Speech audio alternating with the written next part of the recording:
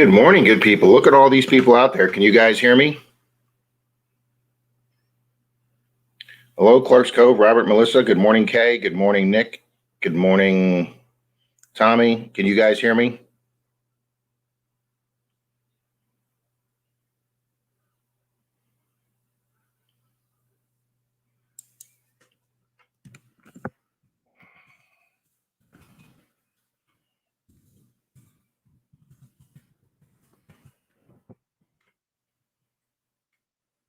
Loud and clear. Thanks. Thanks, James. Appreciate it. All righty. Look at that. We've already got 4 people here. Good morning, guys. Amphibious Archaeology. Richard's here. Sorry, Richard. That's my brother-in-law's name is Richard, and we call him Ricky. Well, my ex-brother-in-law. Oh, good, because I was messing with mics this morning, and I didn't know if I screwed something up. Oh. So I figured out how to do that thing where you post your upcoming stream. I see everybody does that, so I thought, see if that helps with notifications. What do you want? Oh. Fantastic. All righty, guys. So from what I understand, from what Miss Kay said, I think in another streamer here last week, she is leaving Tuesday. So she's only got 3 more days, and then she's on the road. Yes, Village Idiot. Thank you. Thank you for being here. I've been trying to get with you. There it is, ma'am. Good morning, Charlie.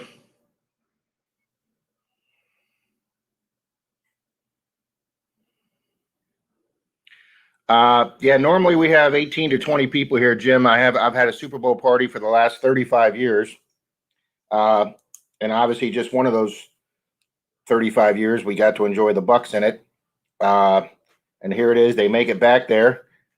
And we had me, Denise, her dad, my best friend, his son-in-law, and the neighbor that came over with some goodies. That's it. We had 6 of us that we know and hang around with, so we knew there'd be no chance for COVID for her dad. But yeah, it was 6 of us here, and my best friend is not a huge Bucks fan, so he was rooting for Kansas City. Yeah, Miss Village Idiot, please please respond. I was over in Tampa hunting all day yesterday near Ybor City. As a matter of fact, on the way out of town from the school I was hunting, I drove right through Ybor. So I'm dying to get with you. I'm dying to do that permission or meet you wherever you want to do. I saw you, Tommy. Good job on the stream this morning, Tommy. All right, let me go live on my other.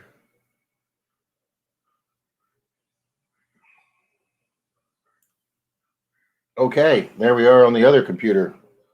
Hey, I can hear myself. Good morning, Las Vegas. So I'm trying to look up a text from Miss Mama's Gone Detecting.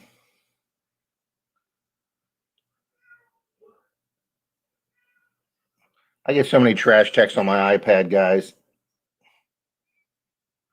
I get that neighbor next door thing. I get Motley Fool updates.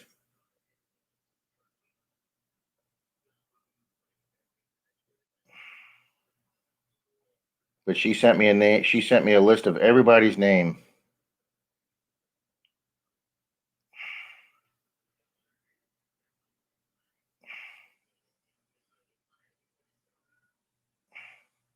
All I have to do now is find it.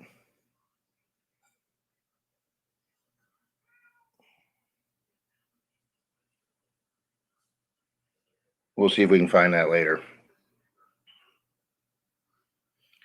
Mr. Jim Steele, good morning, sir. Yeah, it was a fun time. It was a fun time here for the Bucks party. Even only with 6 of us here, we had Denise made a huge vat of her her dad's recipe chili, which is phenomenal. My buddy Steve, his wife Donna, always makes her special fudge brownies every Super Bowl, and they were just absolutely yummy. And then his son-in-law made a cold corn salad, vegetable salad that was absolutely yummy. What? What do you want? And then Denise also made her signature deviled eggs. Good morning, Lincoln Central Coins. Good morning. It was good seeing you in that coin chat last night.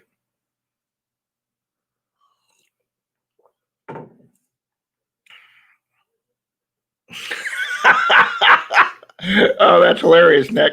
I get voicemails every day saying my Apple ID has been hacked and I don't own any Apple products. But if I press one, they will fix it for me. That is just hilarious. No, Mark, sorry, we didn't have any special brownies. I'm not a special brownies kind of guy.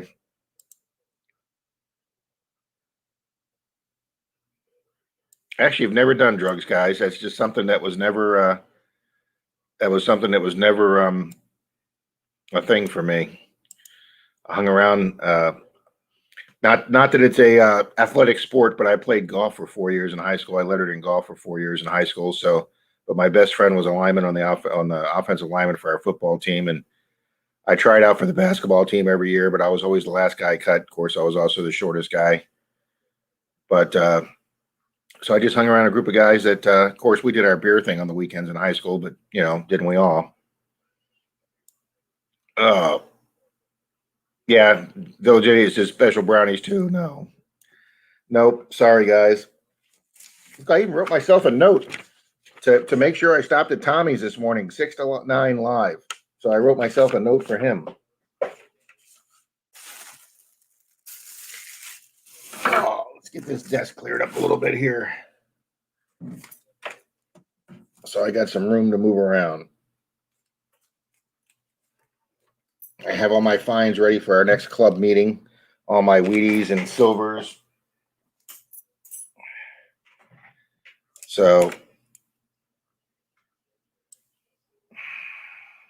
Marty's here. Good morning, Marty. Mr. Don't Troll and Troy, don't lie. You eat them all the time.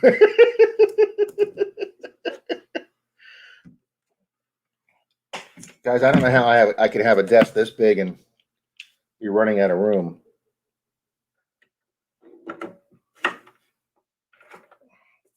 Denise wants to get rid of their new roll top desk for a smaller desk, and I say nay, nay. So, but well, guys, do we want to start talking about? Oh, I almost forgot to put my little bag, my old vintage Monopoly wheelbarrow, my metal wheelbarrow I found up at the big church permission in the woods. That's going as my special find to the club meeting.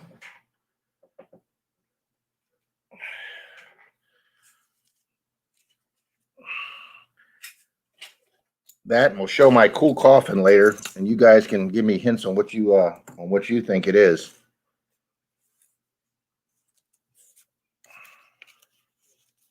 Metal detecting with Randy. Good morning, Randy. Wow, 20 people. We've never had 20 people this fast, guys. This is awesome.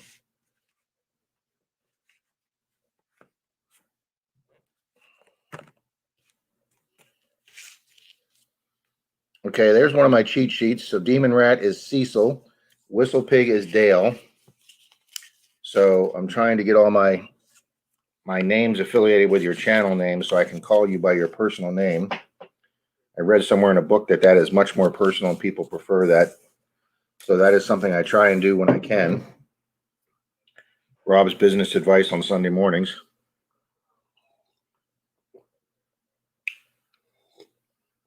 Oh, Mr. Charlie's in the room. He got to see my pictures yesterday.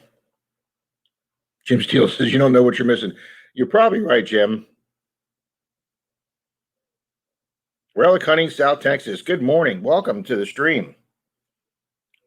I was on your channel the other day. And Clark's Cove did that little video, and wow, his ground looks so much different in snow and not in snow. But I thought I recognized that same trail as when he trucked up to that pressure water valve that they had to release last time.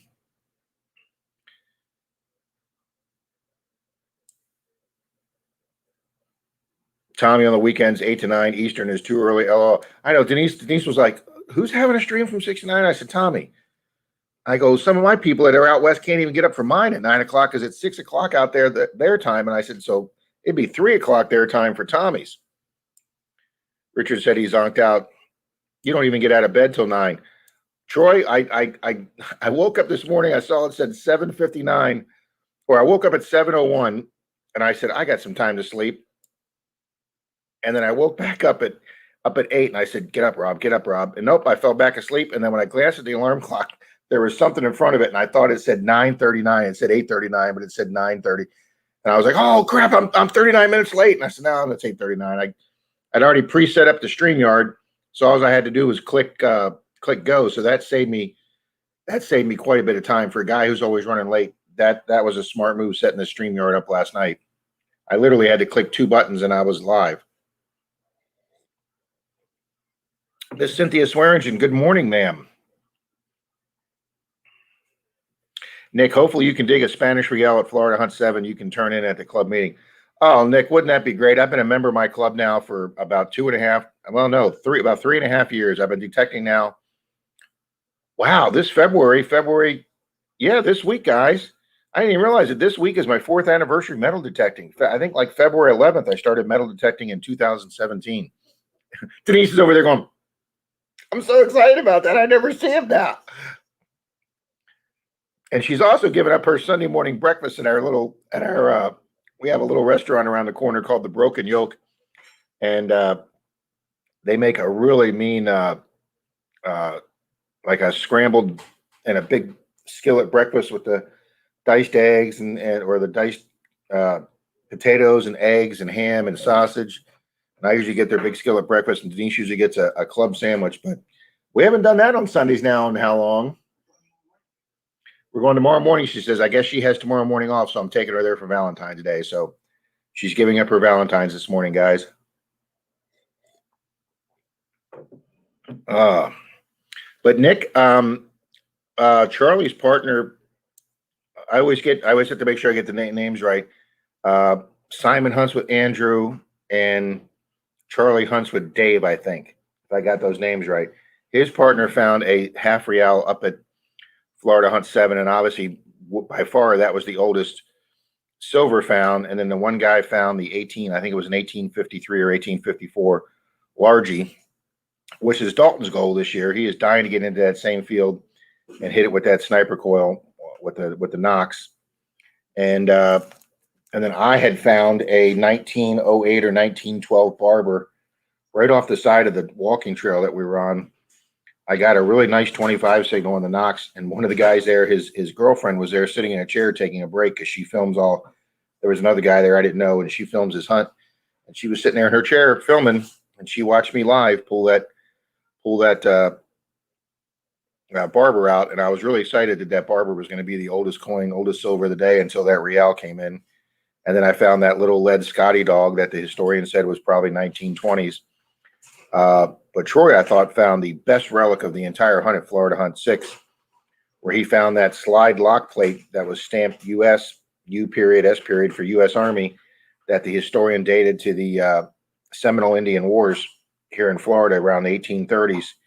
It was a slide plate for a U.S. Army lock. The lock went to a ammunition box on the back of a cannon caisson, where you have a team of horses pull the wagon, and then behind the wagon is the ammo box and the 8-pounder cannon or whatever cannon they used back then during those wars. So Troy actually found a piece of U.S. military history pre-Civil War, which was awesome.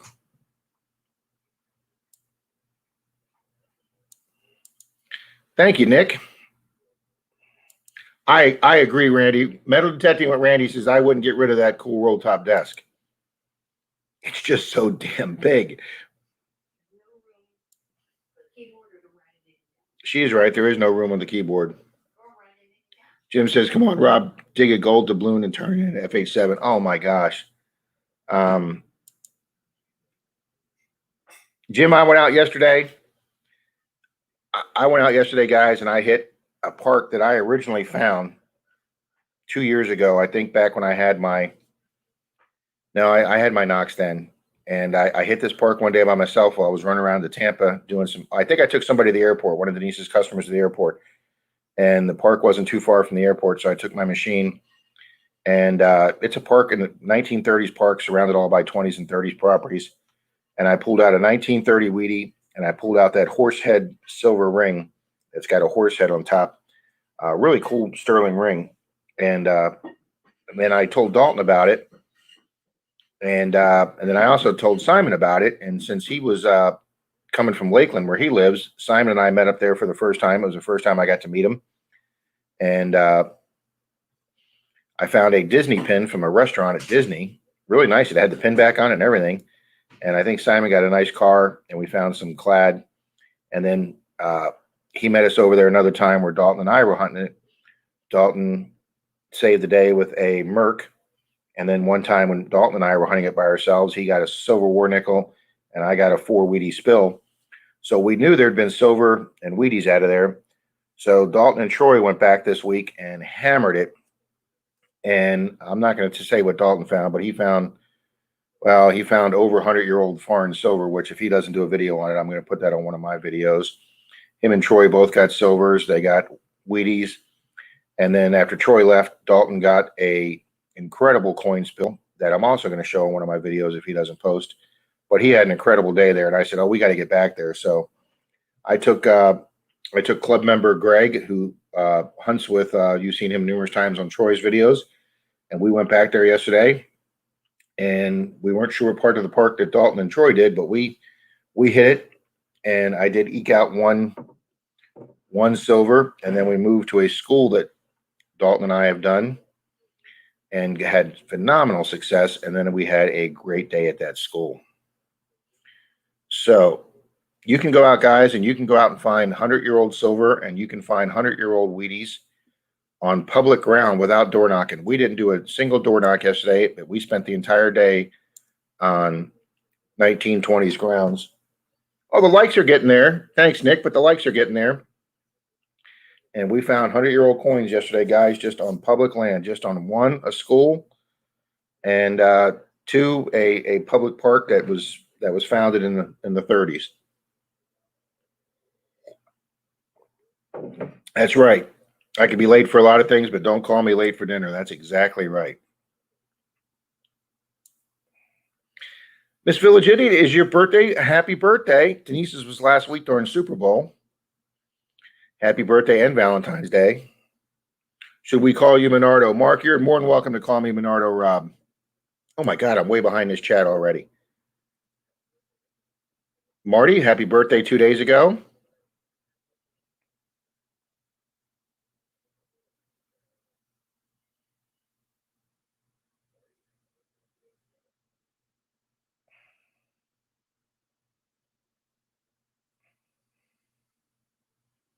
Troy says he's lagging because his phone can't keep up. That's all right, Troy. I start telling these stories and I get way behind. Kay says it's 27 here right now. Well, Kay, let me get caught up with this chat, but I'm going to show you guys something. It'll be my first thing I show of the day.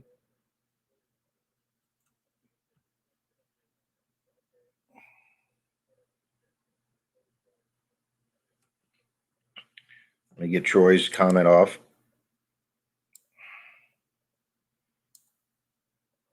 That's right. Hit that like button, South Texas. Thank you. Demon Rat, Cecil's here. Welcome, Cecil. Carl Becker. Good morning, Carl Becker. Sorry, I'm a minute late recognizing you. I'm always late on my chat. First time watching. Well, welcome, Carl. We got a good group of people here. Good morning, Miss Deej. See, this is what happens when I skip around on my chat. Carl, do you metal detect? We have all kind of people in here. We have bottle diggers in here. We have metal detectors. We have probably some people that magnet fish in here.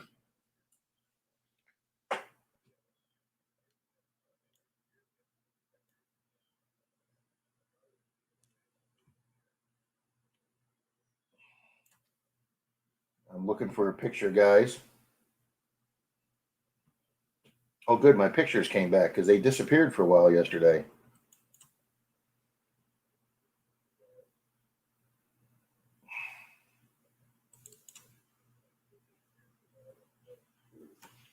All right, I'm going to show you guys the. All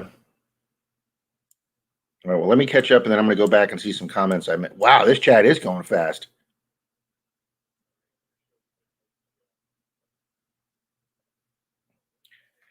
Yeah, Demon Rat, if you want to find out about the Knox, there's a lot of people in this chat that use Knoxes. I got the 800. Dalton's got the 600. I always can't remember whether Troy's got the 600 or the 800. Simon's got the 800. Andrew, I think, either has the 6 or 800. When the 6 of us hunted with Park Rat Pat, or the 5 of us, Pat was the only one without a Knox.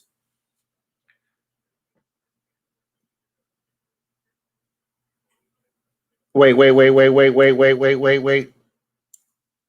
Dalton, that you're not telling the truth, Dalton.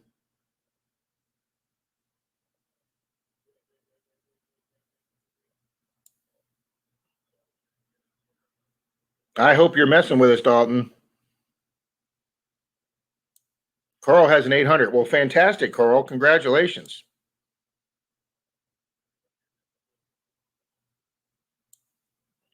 Good morning, Nathaniel.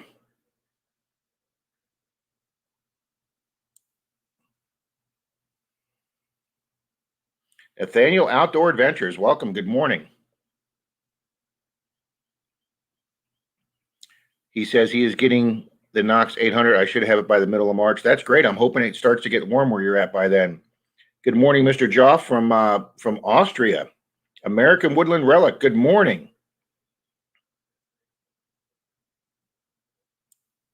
Troy, do you know something about Dalton that I don't know?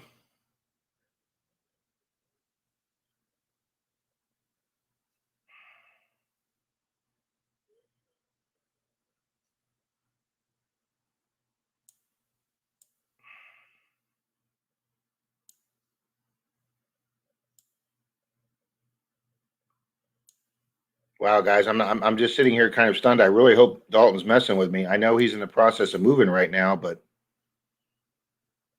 Troy's got the 600.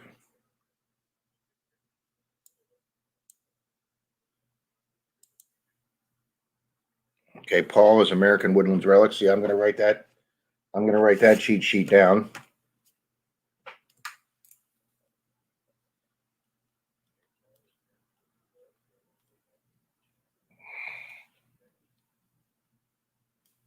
Okay, I got that cheat sheet written down. And here's my cheat sheet on Amanda is Village Idiot. So happy birthday, Amanda. That way I can call you by your name. Reef 169, good morning. Good morning.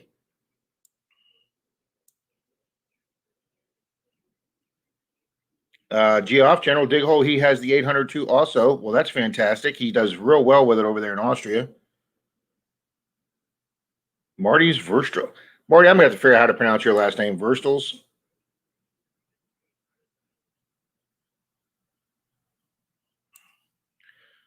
Is my picture up? Yep, here it is, guys.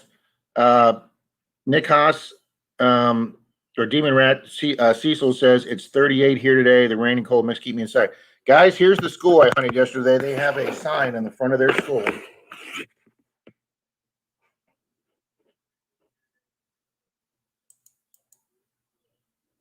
There it was yesterday, guys. 5:59 p.m. yesterday. I was metal detecting, and it was 79 degrees. When I got there at 4 something, around 4 o'clock, it was 81. So that's what we have here in Florida, guys. But it hit 81 or 82 here yesterday. This is prime.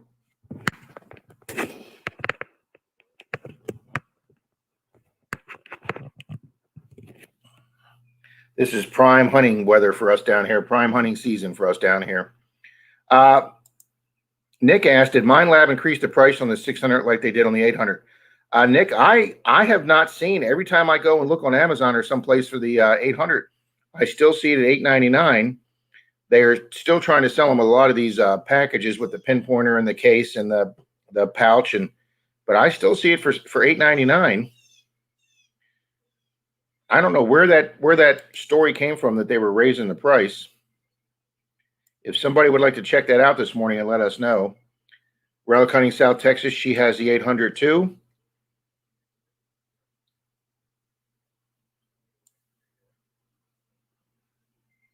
Nathaniel's saying hello to everybody. Wow, this Chet, Troy's right. This Chet, it appears they did. Wow, Carl's saying they did raise the price.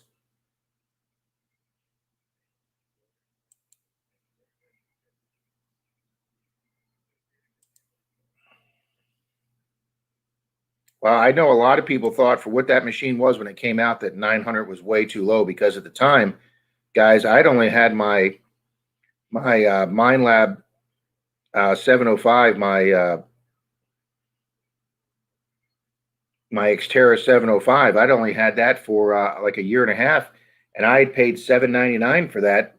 Now I did get an extra coil for it. I got the gold coil, the small sniper gold coil that had the higher frequency, and I really enjoyed that 705. And I found some great stuff. I found gold with it.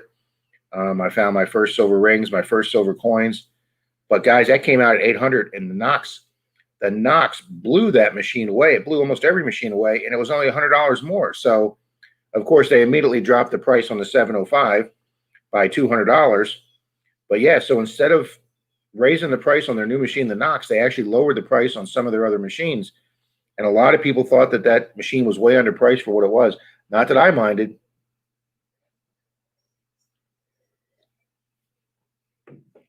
I was on a waiting list for my Knox for like 3, 4 months. Did Mr. Park Rat Pat sneak in here? Yes, he did. 9:22 a.m. I missed him 4 minutes. Sorry, Pat. Nick's right. That does help keep the price up for the used market. Dalton has Rob worried now. Yeah, he shouldn't do stuff like that, Kay.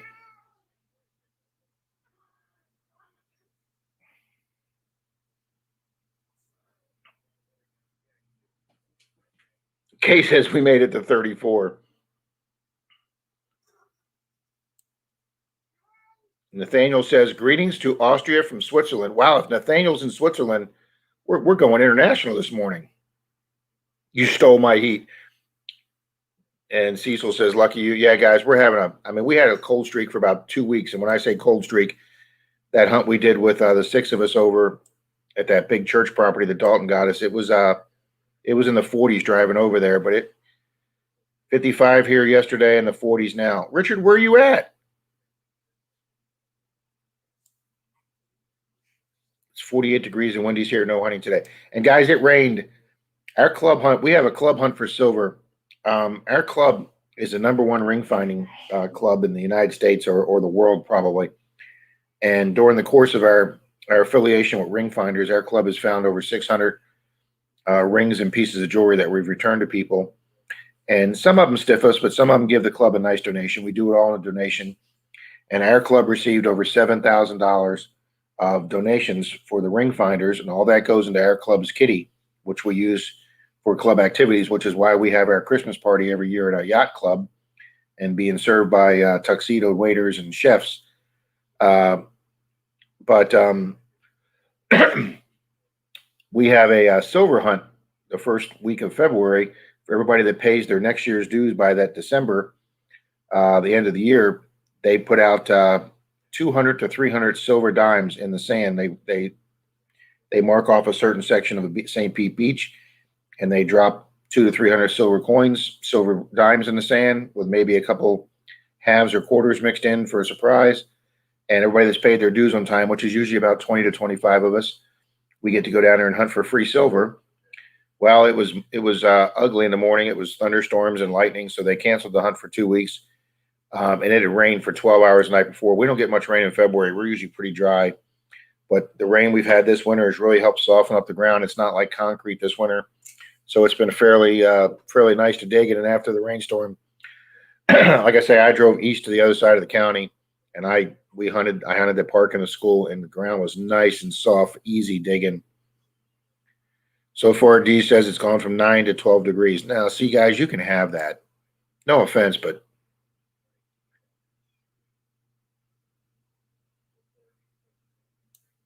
Phil Myers said Coptech.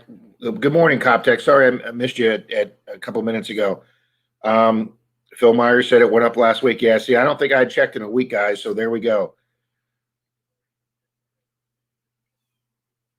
Relic Hunting South Texas says it was in the 70s here a few days ago. Not normal to get this cold here. I know. When I saw that coming in through there through cold, and they said there's a chance of snow flurries all the way over to Louisiana, I was like, wow, that is a big cold.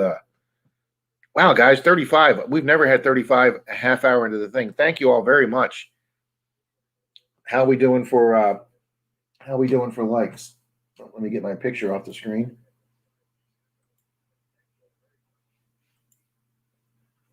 $31 likes. We're close.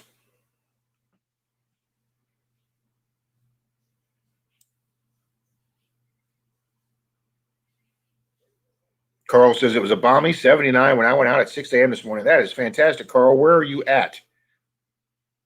Randy says happy Valentine's Day to all the ladies in the chat. Deej, that's a really good point. Why would they raise the price when so many troubles with breakages and waterproofing? I've had to return mine for water ingress. There's my quarter word for the day, ingress. I had water ingress of the battery compartment, which is in the handle, one day when I was in the Gulf of Mexico for about 3 hours, and the machine just started going crazy and it fried. But they had me a brand new control panel in 6 days, so I couldn't argue with their customer service. It was phenomenal. My 705 had gone down too once the pinpoint button kept sticking and wouldn't come off. I had to turn the machine off and back on every time I hunted if I used the pinpoint button. That was under warranty, sent that in. I had that back in 7 or 8 days too. So they've been really great on the customer service. But almost, not everybody, but almost everybody I know that owns a Knox 600, 800 has sent it back for service. Not everybody, but a lot of them. I know Gigmaster had to send one of his two back, if not both of them. Simon just had to send his coil in because his ears snapped on his coil. Guys, I've never understood why they don't make those coils an eighth of an inch thicker on the side arms for better reinforcement. So they could save. I know Pat explained to me about the die costs for remaking those dies to mold those things or those moldings, but still.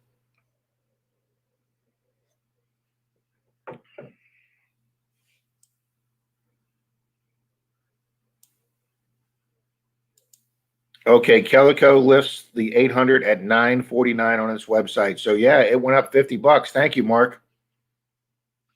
Wow.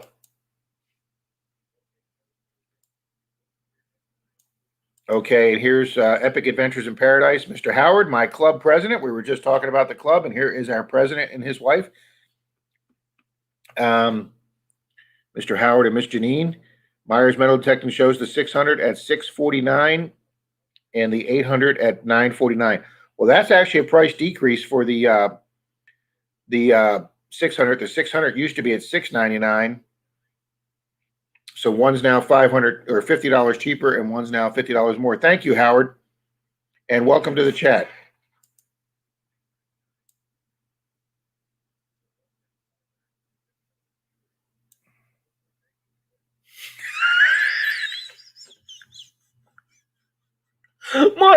Martin, you kill me, buddy. The news just said Tom Brady is favored to win the Daytona 500, but he may not make the drivers' meeting because he's out walking on water. I saw a headline yesterday on Yahoo that said the person who designed the Lombardi Trophy, I guess he's passed away, and his daughter is demanding an apology for Tom Brady for throwing that sacred trophy from one boat to another boat. First off, if there's one person that I would trust to throw the Lombardi Trophy, it's Mr. Tom Brady.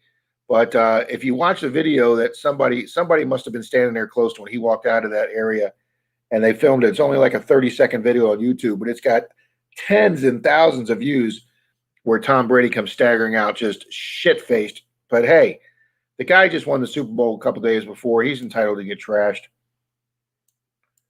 Kay says, I'm hoping the winter storm doesn't affect my traveling. FH7 early. We're supposed to have snow and ice.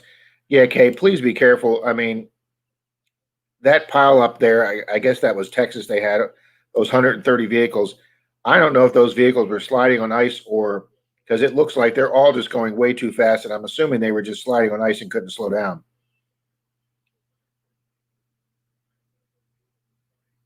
But guys, Howard's here from Epic Adventures in Paradise. Like I say, he's my club president. He's been on YouTube a while, but he's just starting to make videos. he would appreciate if he got some more subscribers. But please don't put down there new sub coming over from Rob's or whatever, because YouTube caught that. Their algorithm caught about 8 people that went over on the last stream and said, "Hey Howard, we just signed up," and they canceled all those subscriptions. So just go over and leave him a subscription. He'll see it and he'll return the comment and say hi to you guys back. So thank you very much. He's got a couple underwater detecting videos on there. One where he had to put on his scuba equipment to go save a guy's physician's class ring. The guy was cleaning his sailboat and the ring slipped off his finger and went into the muck of the marina below his sailboat. And in pitch black water underwater with scuba gear, Howard found the guy's ring and got a nice donation for the club. So thank you, Howard. Joff says he's had his 800 for over a year. Any problems with it, buddy?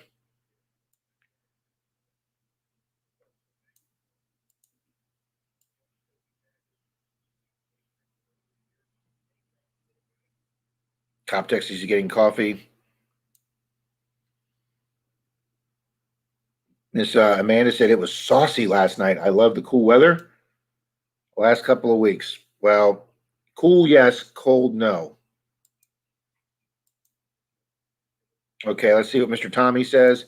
You can get an Ox for $780 if you're the first responder or military from any individual dealer. Never buy from Calico. They do not offer it unless asked. See, guys, boom. There's more information we find out in the stream here. That's what these info meetings are all about.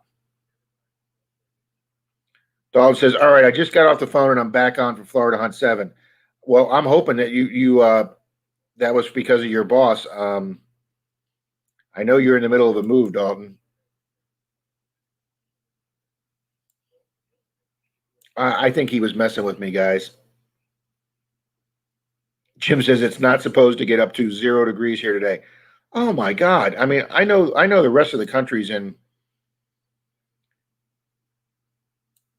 You're in Panama City. Oh, that's right, because the cold front's going right across him. Okay, that's why Richard's that cold. Troy says, "I don't know what happened, but he says he's not coming." Well, too late, Troy. He already says he isn't again now. Miss Char,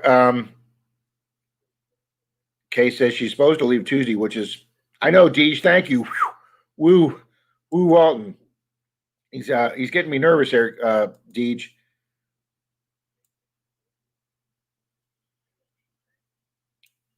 Mark says maybe FH12. I actually know somebody that's saving up for FH8 right now. Nick, it is. It is a great way to encourage and pay your dues on time for with that free silver hunt.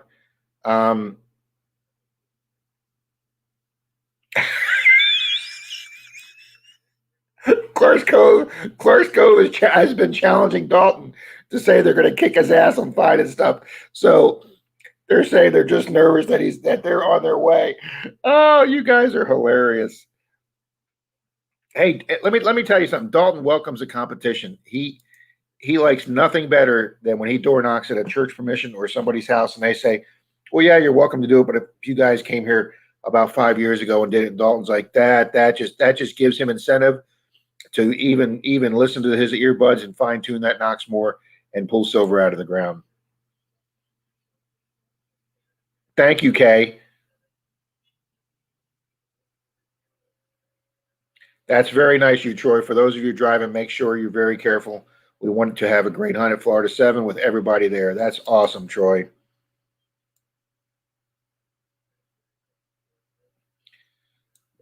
Wow, 7 degrees Monday night and 30 here Tuesday. Well, 30, I'm not even sure if that's going to melt the snow off the roads. -6 Celsius here. Well, considering Celsius is below Fahrenheit, Geoff, that is freaking cold.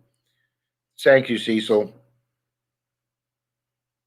We have him shaking in his boots. Oh, you guys crack me up. Good morning, Mr. Shane. See It My Way 1 is here, guys. This is Shane Kubat, the blind detectorist, who has the greatest radio voice in the world.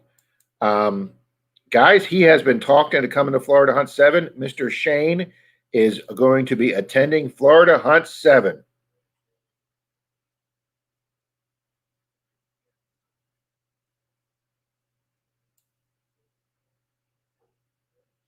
Hit that like button like your mama taught you. Treasure Outdoors, good morning. Good morning. Mr. Park Rat Pat, are you out hunting this morning, sir?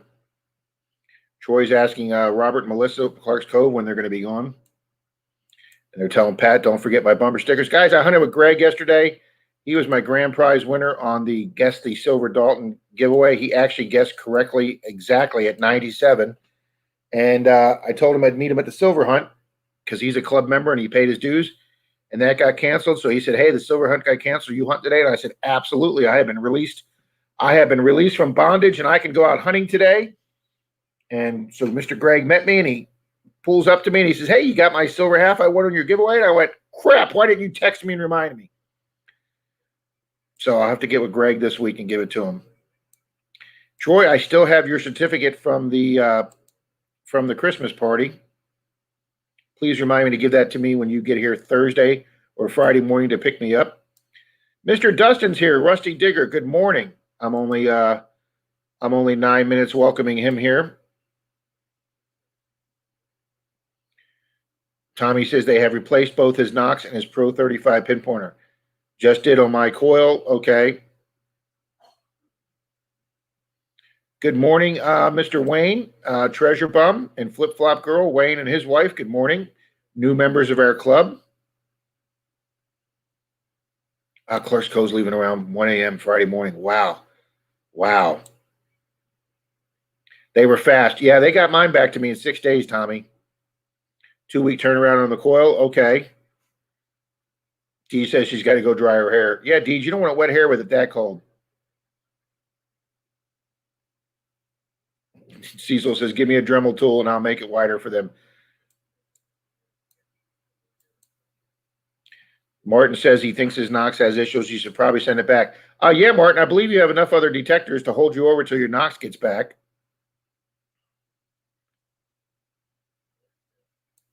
Kay says Liz is doing a live stream this morning, but she had posted on Thursday that she was canceling all of her streams. I guess her husband is very ill, guys. I didn't find that out to a stream last night. Kay seems to be up on a lot more information. Well, of course, I'm the last to know anything. I paid €950 2 years ago. I don't know what that equivocates to. That's my Park Rat Pat word of the day. Equivocate to for U.S. cash.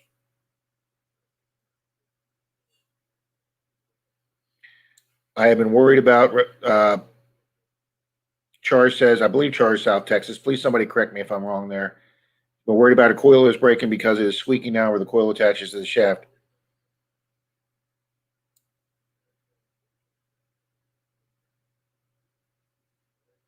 Finders Beepers, aka Corey Euro C. Good morning, Mr. Corey.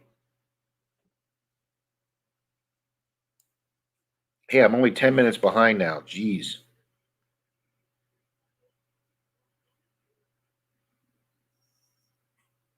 No, he wants the Joe Bob bumper stickers with a pine cone on each. Those would be awesome. Good morning, Mark the Berg Hunter. Welcome.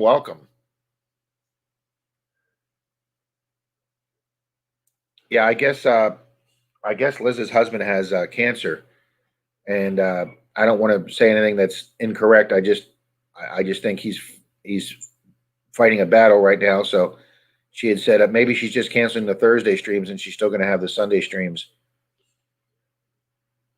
So, failing kidneys. I'm sorry. There it is. He's going to be on dialysis. Okay. Thank you, Kay.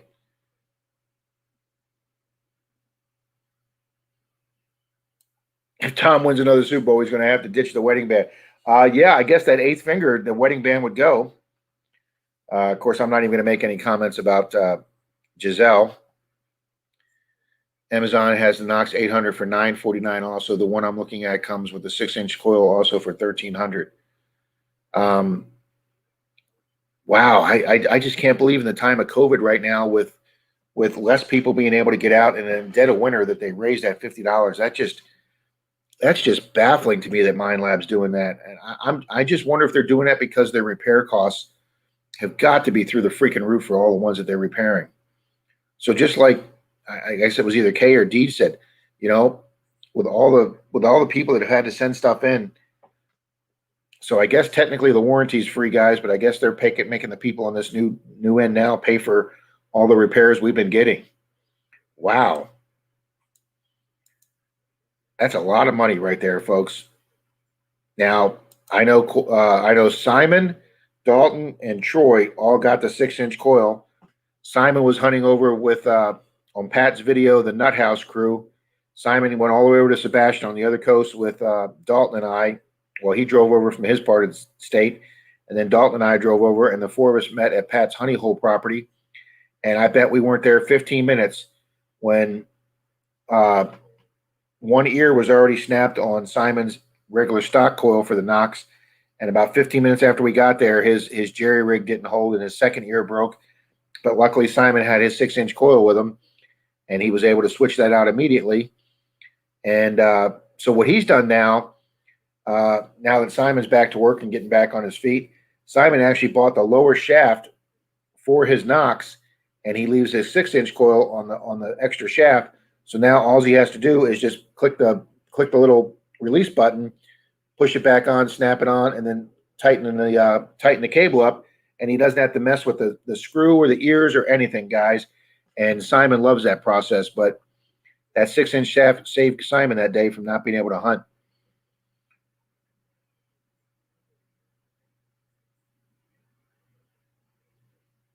All right, Kay, I missed what you were talking about. What is stupid of YouTube to do? Oh, probably my get rid of people.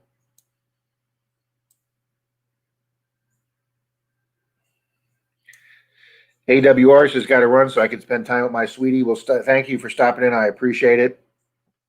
AWR, appreciate that. General Dighole says his battery died.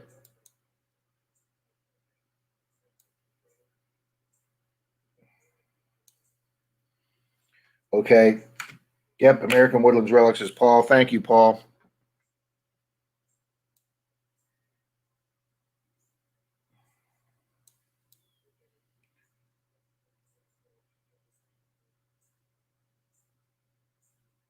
Wow, I really am behind this. Guys, I've never had 41 people in here to try and keep up with this chat.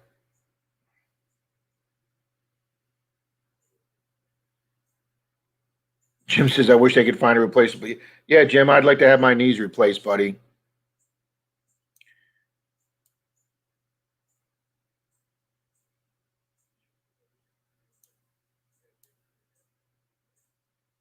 $40 in the chat, I know. Nope, working on shirts, Pat says. Okay. Ron just Ligging Life, welcome. Sorry, buddy, I'm way behind on this chat. Somebody just left me a really big comment. I'm trying to catch up to it.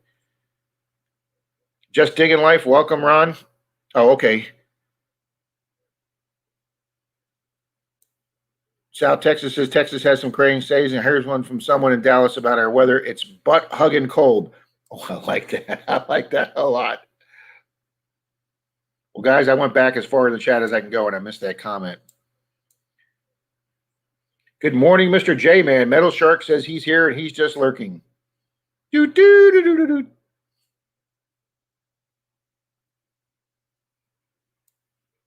Yep, South Texas. That's what Simon did. He got a second lower shaft, and he put his second coil on it. So all he has to do is switch out shafts. He made it so much easier. Good morning, Mr. Dennis. Kicking Cancer Metal Detecting is here. I know there's a lot of people. I can't keep up with the chat. Jim says my ex divorced me for my pin pointer. Oh. Yes, that's what I did, Pat. I skipped down to the current chat. If I didn't say hi to people, it's because I skipped down the chat. The Detecting Show with Johnny O. See, I would have missed him if I didn't scroll back. Good morning. Welcome to the chat.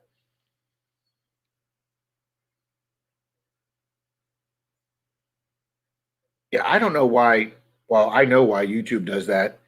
When they purge people from other people's channels, is because if those people get monetized or they get closer to monetized, I mean, they did that to Al, Oldies and Goodies. And speaking of Al, guys, I just found out from another detecting channel on YouTube that Al is in the hospital, and he is in. He's had some problems, and they have started a GoFundMe page on. Oh, I can't remember whose page that was, but he put a link into Al's GoFundMe page. Did Mr. Marlin come in? Yes, Mr. Marlin, Mayor Videos. Welcome. I was trying to do a screen recording of what it's like for me in live chat, but it got all messed up. LOL, I'm going to try again, Rob. Yeah, please do, Shane. Love to have you. And did the metal detecting channel come in? I see TMDC. So did the metal detecting channel come in? I missed them. If I did, I apologize, and welcome to the chat.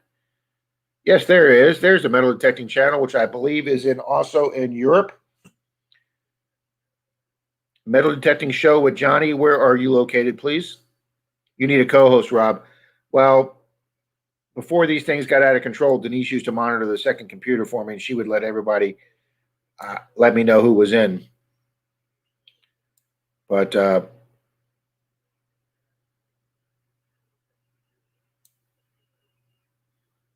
Kay, whose channel was that video on, please? Since you know everything, and I don't mean that sarcastically. You do keep up on everything. Is it raining over there, Dennis? It's actually, well, yeah, it did rain here this morning too, Dennis. You're right. I know, Cynthia, but he was so close to being monetized about a year ago. He woke up one morning and YouTube just wiped his channel out. Now, I don't know if that's because he smokes on all his videos and he had it set to kid friendly by mistake or something. I don't know what the situation was, but Al woke up one morning and they had basically just eliminated his channel.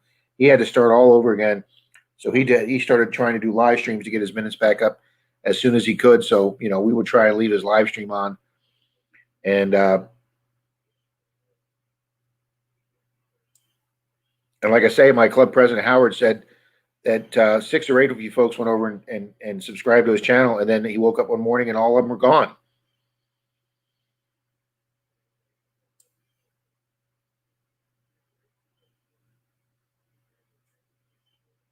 Coastal New Jersey. Well, you're up there freezing your ass off with the rest of the folks on the East Coast.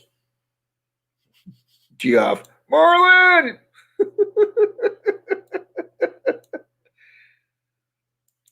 The metal detecting channel is Michael. Thank you, Kay. The metal detecting channel is Michael. Thank you, Kay. I'm trying to figure out on my iPad to print the list. I think it was either Kay or Brenda sent me of all the people's names that she's linked with their channel names. And if I can figure out a way to print that. Okay, Denise says email to Roadrunner and then we can print it from the computer. Thank you, honey. Thank you, honey bunny. Where are you going out? Where are you going today? You're just getting presentable?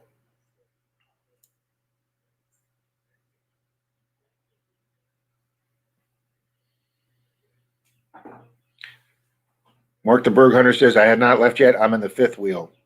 Very cool, Mark. Mark, are you coming down for this? Have I been like living in a cave or something for the last 3 weeks?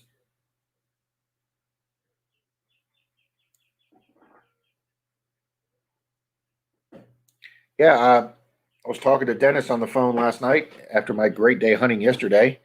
And like I say, it rained for 12 hours the night before and canceled our club silver hunt. But like 2 hours later, it started to clear up, and I drove east and met Greg. And then it was drizzling when I got there, but about 10, 15 minutes later, the sun broke out. It got warmed, took off my sweatshirt, and it was beautiful the rest of the day.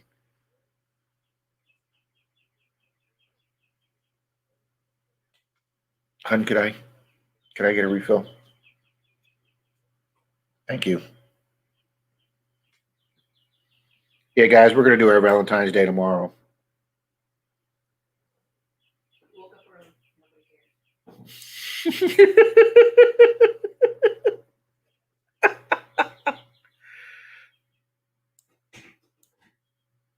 Oh, I've got a strike Coptech. I did a video that was just playing music in the background for the people walking through the exhibit. I went and did a video on a sand sculpting. We have a sand sculpting competition every year down here in Clearwater Beach, and they have master sand sculptors come from all around the world for this competition. And they hold it in a big tent, so you just can't see it from the beach. You have to pay, I don't know, $10-15 to walk through. And they're piping in music for the speakers, really relaxing music. in the background as I'm filming the Sam sculpture for my YouTube video, and YouTube freaking dinged me on it and said I cannot monetize that video because I was using copyrighted music that was in the background. Denise says they're all haters.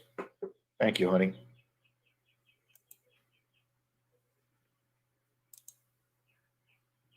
Cynthia says it's 44 in here, raining, and yuck. Ask Brenda. Okay, it was Brenda. Thank you, Nancy. I've got the list on my iPad. I just got to get it out of my iPad. And Denise told me just how to do that, so I'm good.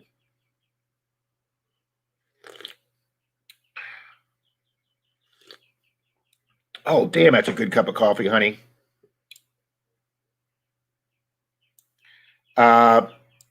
South Texas, no, he's making T-shirts right now. He's got a lot of he's doing a lot of stuff, guys. Pat's actually getting his own booth up at Florida Hunt 7. I guess him and his wife, and she'll be selling her Tupperware products or displaying them. And then Pat is sharing the booth with a gentleman from California, Takarse. I'm probably pronouncing that wrong. Who is a metal detector inventor and distributor, and who just got his patents here in the United States. And he will be bringing 3 detectors to Florida Hunt 7, and Pat will be trying one of them out for him. Oh, good morning, Mike. Jim says he would kill for 44 degrees and rain. It's just way too cold. Good morning, Dime Detective. I'm sorry if I missed you there. Official Gold Digger, good morning. I just saw you in a chat yesterday. Still holding at 39 people. Fantastic, guys. Thank you very much. Miss Deej was just doing a recent hunt where they were supposed to be there till 5:30, and then the hunters showed up around 2:30 and cut their day short, which I think is BS. Of course, you can't really argue with people with guns, so. And I was in Mike Mallyman's live stream for his $50 coin roll hunting and lottery scratch off. Everybody seems to have a really fun time in those things. And quite a few of you folks were in there. Randolph Relic Recovery won. He won a scratch off last night.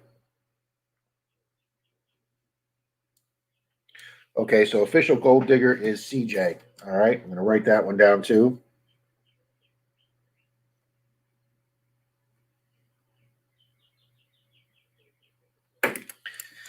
I'll get organized on that. All my other comments Rob misses, but he catches the one to Nancy. Jeez. I'm trying to keep up here, Mark.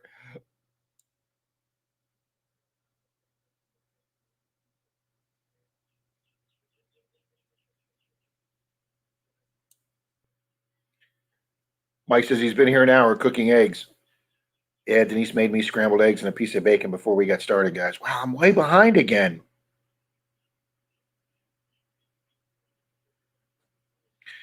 No, sir, not this year. Maybe Florida Hunt 20, I will 10. Well, whatever one you get to would be great. I am doing mine next year. Maybe FL. Oh, that would be awesome.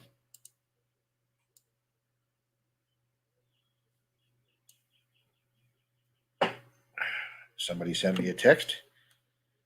Dennis is going live with Go today at 3 p.m. Well, that's cool. Oh, Pat wants the link. He must be taking a break, so hold on, Pat.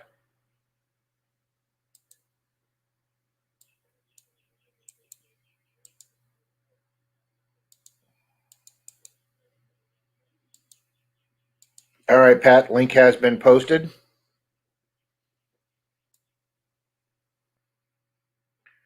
me just make sure. Rob, got to go, Rob. Talk to you soon. Guys, we will see you in 5 days. It's getting so freaking exciting. And look, I even saw Pat before he waited 10 minutes. Now, Texas said she's had 2 strikes for using iMovie music, but I filled their online stuff out and it was always good and they dropped it. For some reason on these chats, they put limited ad availability and put me in yellow instead of green. I have to go manually set it. And then it says, due to your positive history of what do they call it? Guessing your eligibility, we will automatically approve that. Well, then why don't you just approve it to start with?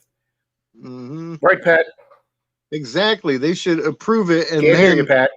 No sound. no sound. Rivendell's here. Good morning, Rivendell. That might be on your side, Rob. I'm telling 4 minutes late. You got sound, Pat? I can hear you perfectly, but No, you can't hear can't you, hear. Pat. Nope. Pat will get it figured out. My microphone is Oh, geez, on. says it's to Sarcy. Okay, thank you, Pat. Yep. You did this before, Pat. You changed some setting and your sound came right in.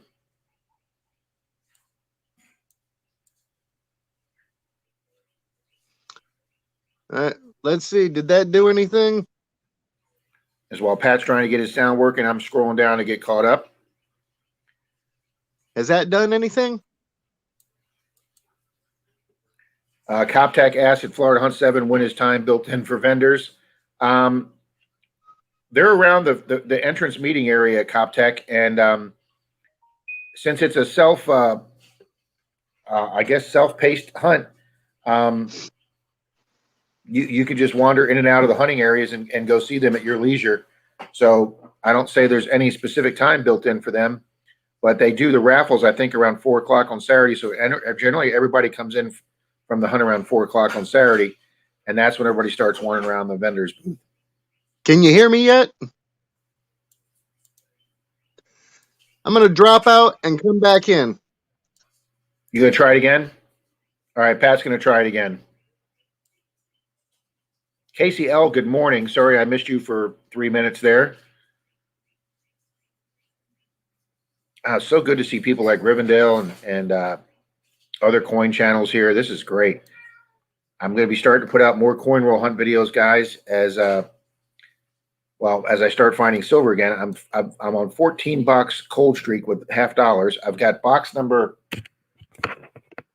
15 right there, guys, that we're going to do tonight after everybody goes to bed, and see if that finds me any silver. All right, let's see. What does Pat say?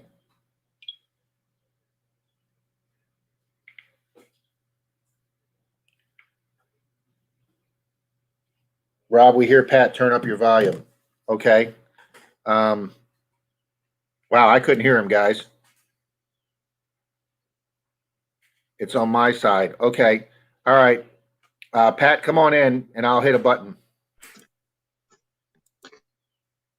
Hey, I'm here. Okay. They're telling me to hold on. Everybody in the comments said they could hear me. Settings.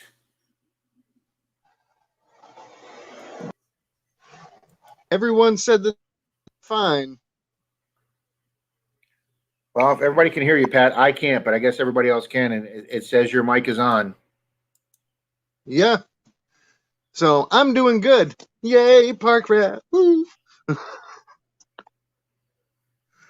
All righty, Pat. We'll go ahead and And I made 50 t-shirts yesterday for Tarsace metal detectors. Oh, no, I can't hear him on here, but I can hear him on the delay. So I made t-shirt for Rob, special ones for the Weedy Boys, special one for Dirt Troll and Troy. I've still got bumper stickers that I need to do for the Clarks. I just got a text from Randy Emmerich, says that they can hear me just fine, so that's what counts. This will give Rob a chance to catch up on comments or random commentators. Pardon. I can't understand why I can't hear him. How about turning up the volume on your computer?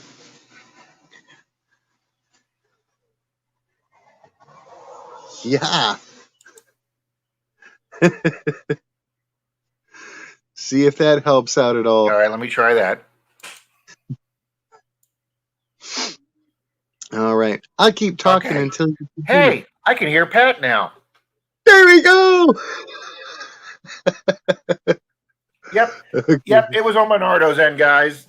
Another Menardo moment. If he signals, I'm like, Pat's talking, but he's just miming over there. If he signals, says I look like shit, it's like, oh well. Hey, I'm getting that Pat look here. I got to get a haircut the day before we leave, guys. I'm I'm getting Pat head here. I was up until 2 in the morning dealing with all the shirt stuff, and then today I've got to press everything nice and ironed and fold them and get them all boxed up, and it's going to be Hey, quite the Mark, little I caught that project. comment. Mm. Yeah. Good morning, John Long. I just got back from Mass. And for you folks that don't know, Mass is church for us Catholics. And happy St. Valentine's Day. Yep, happy. Actually, St. Valentine's Day is a saint. Thank you, John. I didn't, Huh? I didn't know you were Catholic, Rob, Yeah, I'm Catholic. but I you was, don't drink. I was, if I ever became Pat, you're gonna love this joke. If I ever became a stand-up comedian, here's my opening line joke. Okay, you ready for this? Yeah. Guys, I must have been a really ugly kid because I was an altar boy for 5 years and I was never even molested. Yeah. But yeah, I was an altar boy, and then after becoming an altar boy, I became uh, a lector. So I did the first two readings in church, and then after being a lector for several years, I went and became a extraordinary minister and got my certification and gave out communion. Huh. That's cool. And yet still you're one of the few guys I know that can go into a gay bar and not get hit on. It's like, yeah. Yeah, I don't have that problem. You better talk about feeling ugly. I went into the bathroom at Target yesterday, and when I walked by the toilet, it flushed itself. Damn. Okay, now that I'm almost caught up, Rob, Tommy says, I just got confirmation. I do have a photographer going to Florida Hunt 7. Well, that is cool, Tommy. Hopefully you'll be able to do your live stream from there. Guys, we're going to try and figure out if Rob can do a live stream for about an hour while walking around Florida Hunt 7. And hopefully it'll be when Dalton finds his large scent. He was a bishop and martyr, John Long says. Hello, Ron. I'm trying to read the comments. Tommy says, I used to be Catholic, but I gave it up for Lent. And I'm trying not to do too many off-color jokes here because I offended somebody greatly last week, and I apologize for that, and I still feel bad for that. So we're going to try and stay away from any offensive comments this morning. Got to run, guys. The boss is home. Okay, Marty, thanks for stopping in. Ron just taking life is popping back in. You got to leave the offensiveness to Park Rat. People are used to it from me. Yes, because you've had to do your apologies too. Yeah, and chances are I'll have to do more in the future because, Jim, this is great. Jim Steele says, you don't drink and you don't have a house full of kids. You can't be Catholic. Yes, I know. We hear that quite a bit, that Denise and I are living in sin, Jim. Denise is a holiday Catholic. We go, she calls it a Catholic. But I kind of go to church on Sunday mornings here as I'm doing the stream. I can hear Mike in his room listening to the mass on TV. So I guess I'm technically listening. Bill's here. Good morning, Bill. See it my way one says, I think I have a successful video. Rob, will there be a chat next Saturday? Well, Jim, actually it's Sunday. See, that was a Menardo moment there, Jim. So no, there will be no stream Sunday unless I try and go live for about an hour while we're hunting. Now I see a comment here from Randolph Relic Recovery that says might want to talk to some about tips for being on a seated hunt when your shoulder. Good idea to turn your sensitivity down. I'm not sure if he's referring to FH7 or not, but FH7 is not a seated hunt. Everything there is all natural finds. Maybe he was referring to Rob's club hunt, in which case, yeah, always turn your sensitivity down because no target is usually more than an inch deep. Yeah, and you don't even need your pinpointer. You just use your scoop on the beach here for the seated hunt for the silver hunt. But yeah, Pat's right, Martin. This is on 500 acres. It's not seeded. It's like Pat said, it's natural ground. To what, Pat? 600. 600 acres. Okay. So it's just natural ground that started to be settled in that area in the 1850s. It was a lot less wooded than it was today. But if you go to the Florida Hunt 7 website on Facebook page that Greg has set up, you'll see that there's pioneers, dressed up like they're Mhm. going to Sunday, going to meeting, sitting out on blankets on riverbanks in sparsely woods there, as they're starting their homesteads and log cabins. And apparently through that property was one of the original trails into Florida. I'm not sure of the name of it, but they have pictures of some of your first roads that were obviously horse and buggy in the beginning, and then later became, your Model A and your Model T roads. So this area cut through the road, cut right through the heart of these 600 acres where settlers were coming to Florida. And so, yeah, it's not a seeded hunt. It's natural ground. 300 acres is being opened up this year that was not available last year. So I don't see it having any problem. There's over 400 people this year on the Florida Hunt 7 website that are scheduled to come or say they're coming, whereas last year it was around 120 and only, 70 showed up, Pat? Yeah, and I think right now we've got, at my last check a few days ago, we had 147 people who had paid to be there. Okay, see, So, that's if that's the case. I mean, I haven't paid yet because I don't have $50 in my PayPal account. I got $50 cash sitting here that I'll probably give to Greg unless a $50 item sells on my YouTube or my eBay page and I can transfer the money to him. But he's asked a lot of people, like Greg Cahu from my club. He can't make it this year. He had some unexpected expenses come up, so he's not coming. So when he mentioned that to Greg took him off the page, which upset him. And I told Greg, I'll try and get you put back on, just so you can have access to the page. But Greg was trying to just free it up so the people that want to come, because the list was locked. So he's asking the people that haven't paid, if you're definitely not coming, please tell me so I can open it up to people that want to be here, because he's locked it in. But if only 147 have paid, well, I say only 147. That's twice as much last year. But then again, we have over twice the acreage. oh, it's going to be And huge. And the best part for me is this year I have a booth, which means I get the good parking. oh yeah, you're allowed to park up there by the Yeah, food thing. yeah. I'll be right Jank next. Apprentice is here. Good morning, I'll be Commander right Noob. next door to the house. All right, hang on. Let me make sure I'm not missing anybody.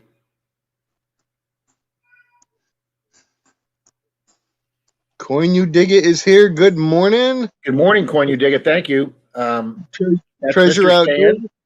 Mm-hmm. Jim says, I've got lots of Catholic friends and they all drink and have kids. No, guys. Denise and I But have just never had kids. And have you noticed that the two go together, having kids and drinking? drinking, yes. Whereas your Catholic friends without kids don't drink, aka Rob. You We don't need see? to. We don't have the stress Exactly. of having children. Because Denise has a lot of clients who all have kids, and the ones who have the most kids, they're the ones that she goes over their house and they're drinking the most. Hey, Nathaniel Outdoors Adventures. Go ahead and drop me an email with some ideas, or if you already have an image you'd like, shoot that to me in an email. And once FH7 is over, I will put you in the queue and get them pumped out fairly quick. I just got in tons of supplies. I'm good to make about 3,000 more stickers right now.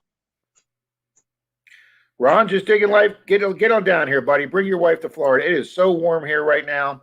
Even with the rain we had, guys, it is already in the mid 70s here today. And if I didn't need this back door closed to keep the light down so I'm not backlit, I'd have that back door. Denise has already opened the front door. And Casey L says, I'm going to make Florida hunt no matter what. We'll probably have to rent a car, though, because mine is broken. There's quite a few people renting cars for this. Mm-hmm. Good thing Troy's driving, so this way I know we'll get there, because it took me He 3 doesn't tries have bald to get off tires. the tip. Do what, Pat?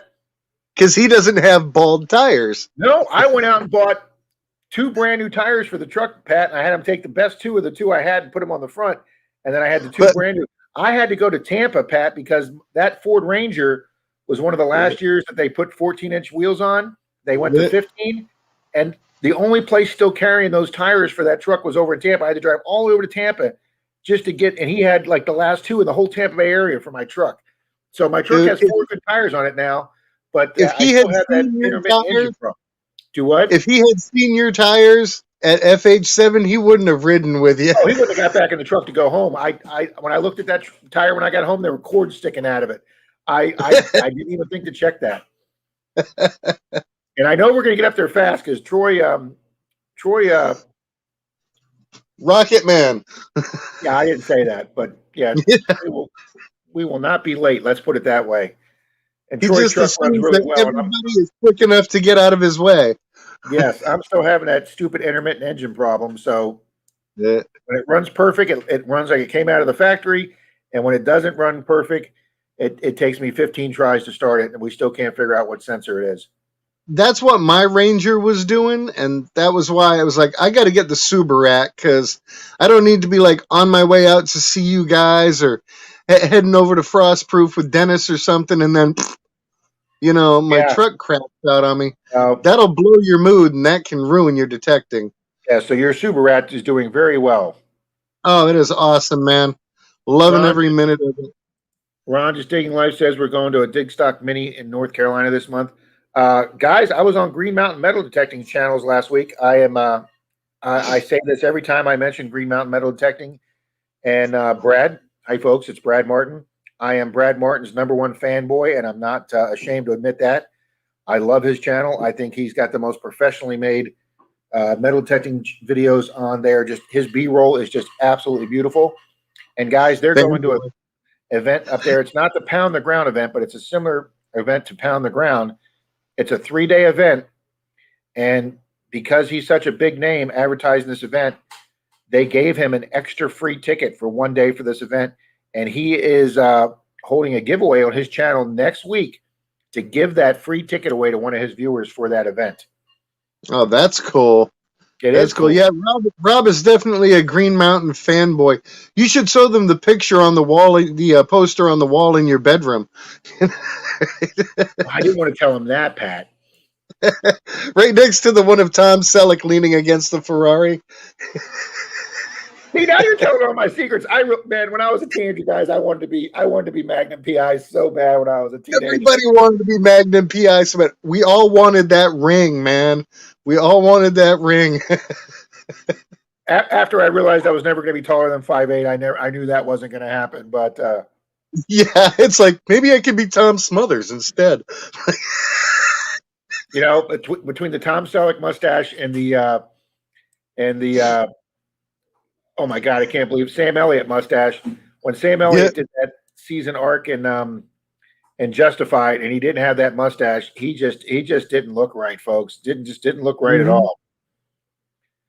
Pat Nathaniel Outdoors said they still want some stickers for you, so if you could send him your email. Yeah, my email is usually at the end of all my videos. Just start communicating with me that way. We'll get some pictures sent in and built up, and after we go back and forth a few times, I'm sure we will have something that is perfect for you. If you don't have a design, let me know. I can come up with something. And again, we go back and forth until it's perfect. I do not charge for design time. It's just something I love to do. All righty, real quick. I'm 5 minutes behind again here. Like I say, welcome Stan from Coin You Dig It. Happy birthday to Roy and Marlon. Thank you, Cynthia. John Long says, Pat, this is related to Florida Hunt 7. There was a lot of Seminole activity in that area. I believe Payne's Prairie was named after Chief King Payne. And of course, Micanopy, how do you pronounce that, Pat? Micanopy. Micanopy. Jesus, I knew that. Was named after Chief Micanopy. So there's a little bit of Seminole history for that area. Mama's going detective. Miss Brenda says her husband made her a steak and 3 cheese omelet for breakfast. Well, congratulations and happy Valentine's Day, Brenda. It's funny. He got me thinking there with that comment. The Gatorade was invented at the university where the Florida Gators are. Yes, Gatorade was. Now think of that. If it had been invented at the other Florida university, everybody would be out there drinking Seminole fluid. It's a good thing they invented it where they did.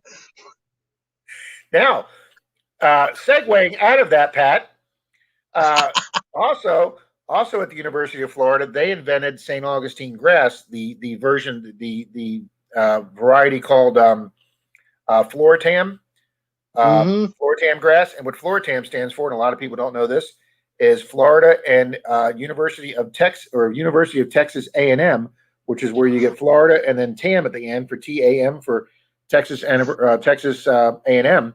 So those two universities combined and created that strain of St. Augustine grass. It's called Floritam, which is the most popular grass down here in Florida for your lawn. Oh, for your lawn. Yeah, I'm going to say there's other popular grasses around Yeah, here. that's true. Randy's got to go. Thank you, Randy. Marlon said he was catching up to John Long's train videos. He is a big train guy, folks. His channel is all about model railroading and trains. Very cool. Thank you, Randy, for being with us this morning. John Long says he just uploaded a video last night, guys. We can check out. Cynthia said she's putting her car in the shop tomorrow to get everything checked out before the trip. See, that's the difference between a woman and a guy. You know what a guy's prep is for his getting his car ready to go? Putting gas in it. Okay. Finding out what shops are along the way.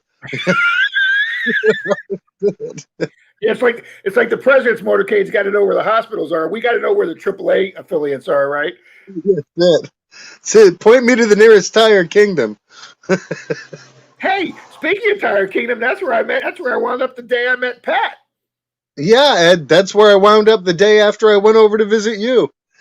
You drove all the way over to your side of Florida with a flat tire, and you and I were coming back from South Florida from meeting Amy, part-time detector, digging with her all day, and we were driving down the interstate, and for some reason the car didn't feel right. And I pulled over, guys, and I had a flat rear tire, and of course we had just passed the exit we needed, and we were 15 miles to the nearest exit, and we had to drive on that flat for 15 miles, and then we got to a Tire Kingdom or Tires Plus like 5 minutes before they closed. Yep. And they put a new tire on for me. And then what was it? The next week I go over to visit Rob, and I'm coming back, and everything feels fine with my truck. It's going good. I park it in the driveway. Everything's perfect. I go inside with my machine, let the dog out, and when I open the garage, I look at my truck, and I'm like, what the hell's wrong? And the back tire was completely flat. And like, never felt a thing while I was on the road. So God was definitely looking out for me that day. All right, let me catch up some here. Ron just digging life says the hunt is sold out. Yes, it is technically. That's why Greg's trying to contact people that haven't paid to make sure they're coming, because there are more people that want to get on there. I don't know if he's doing a backup list or not. Check with Greg on Florida Hunt 7 on that. Marlon Mayor Videos asks, has Green Mountain ever come to your show, Rob? Live show? No, I have not asked him yet, and I have not asked Merrill yet, and I have not asked Lou yet. I would love to have one of those three on. And that's a great idea, though, Marlon. Thank you. Kate says she can no longer find Uncle Al. Gets kind of old having a dollar store guest like me. Well, you know, we take what we can get here. That's right. Jim Steele says Green Mountain and Finding America are great channels. Jim, I agree with that, except I'm going to put in one little asterisk about Finding America. The only thing I don't like about him is right in the middle of his videos, he does a big ad for himself and all his T-shirts and stuff. I don't particularly care for that, but that's the way he does his videos. But he does also very quality videos, and when he finds a nice relic, he takes the time to explain the history or what that relic is. See, here's how far I'm behind on the chat. Dennis says he realized he couldn't be Tom Selleck when he couldn't grow the mustache. Oh, here you go, Deej. Thank you very much, Kay. If you're wanting to donate, the link is on the community channel to the GoFund page for Uncle Al. Thank you very much, Deej. Thank you.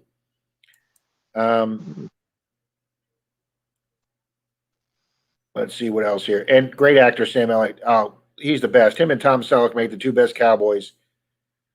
And also in the movie We Were Soldiers with Mel Gibson, Sam Elliott plays his second in command, and he only has about 6 sentences in the movie, but he has got the best 6 sentences in that movie. Now, Commander Noob as says, far I as got my 600 for 550 at Myers in Tampa. Show your DD 214. Yes, Commander Noob, that's what Tommy River Sticks was talking about before. If you are former military or I don't know if it's first responder, but he said definitely military, they do the discount. So that's a very good idea, Commander Noob. Thank you very much for that. You get your military discount. Now, as far as good cowboys go, Rob, let's not forget, Gabby Hayes and Walter Brennan. No, You know, no, I no. They mean, were my dad's. They were my dad's age, Pat. I mean, they I were know who they still are, but great that was cowboys. Hopalong Cassidy. All those guys are my father's Cowboys. You know? Mad Jack from Grizzly Adams, there was your frontiersman right there.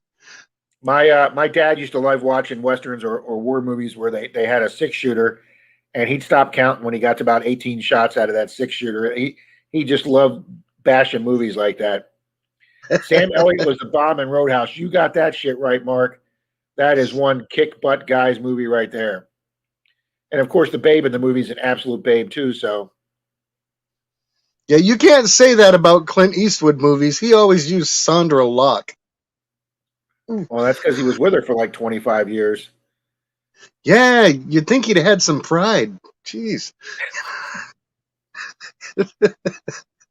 Brenda, I put that up, that link. If that's the one you're talking about, I'll leave that up for a few eyes.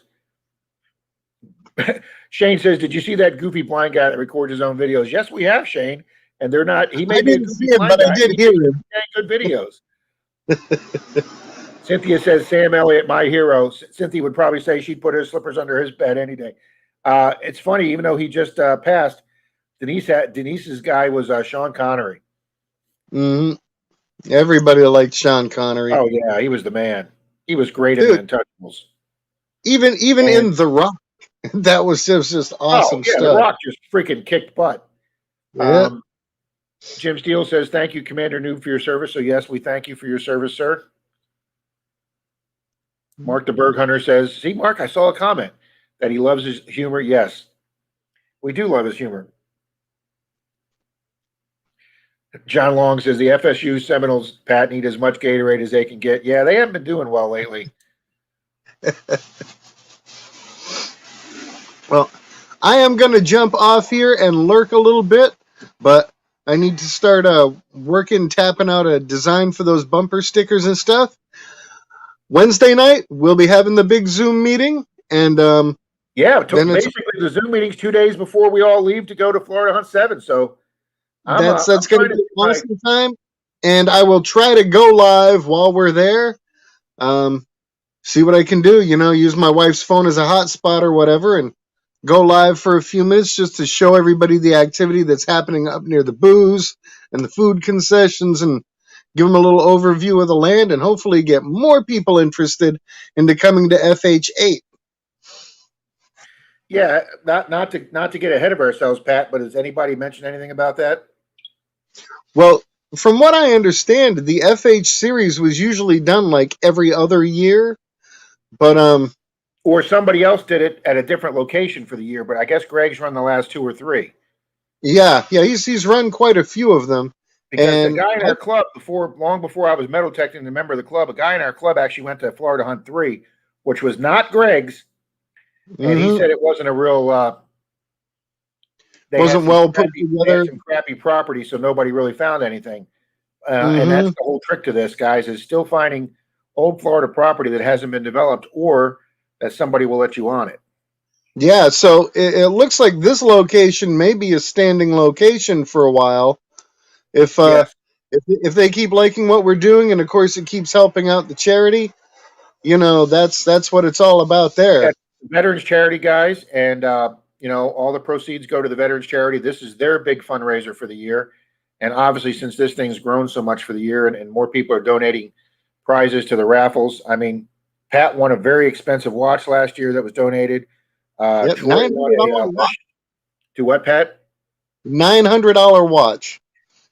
Troy won a Lesh digging shovel. Mama Smith from Smith's Detecting Smith, she won a brand new Simplex. Somebody else won a Knox 600. I won a fines case or a display case, Everybody, almost everybody in our group won something. Oh Um, yeah, and as a matter there's of fact, a lot more prizes this year. I'm still talking with our club, Pat, to see if they will donate a silver round. Oh, that would be nice. You know, it's like if they keep having it at the same location every year, that's totally cool. Because a lot of us, you know, you'll get a permission that's like a half acre, you know, and you'll go there 5 or 6 times during the year and still be finding good stuff. Or you'll hit a location, it's like, oh, we've been hitting this park for 5 years and we're still pulling silvers and Indians. So with 600 acres of land, yeah, I'll go back year after year. It's not going to get old. Yeah. All right. Well, let me recognize a few people that were here. First off, I'll Kate, see y'all later. thanks, Pat. Thank you for your 22 years of service. Same with Jim Steele, and he says, I know when he came back in the 70s, he did not get a welcome. I know most of you guys did not, so I am so happy to hear that they're doing that now.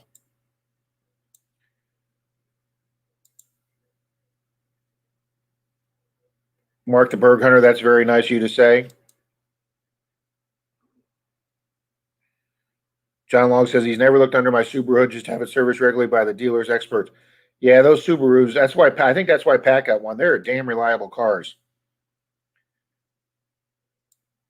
Well, I'm way behind here. Kay says I have to buy all new windshield and rear wipers before leaving home. Well, that's a good idea. Thank you, Shane. Yes, it is greatly appreciated by all of us. My father was in the Navy during World War II, and my sister was in the Navy during the Vietnam era. Casey says I don't have money in my PayPal either. Yeah, I've been so busy metal detecting and doing that tile job that I haven't been doing much on my eBay page. All right, let's see where we're at here.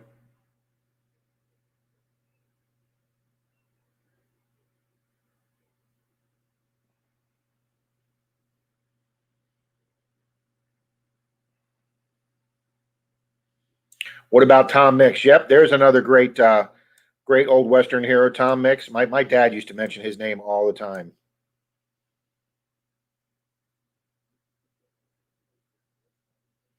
Well, Richard, I'm not going to put your comment up because we're trying to stay out of the politics here. Mark the Burger says I put my slippers in his airlane's bed. Oh my God. See, my guy that I got the man crush on is Mark Rowe from Dirty Jobs. I think he is freaking hilarious.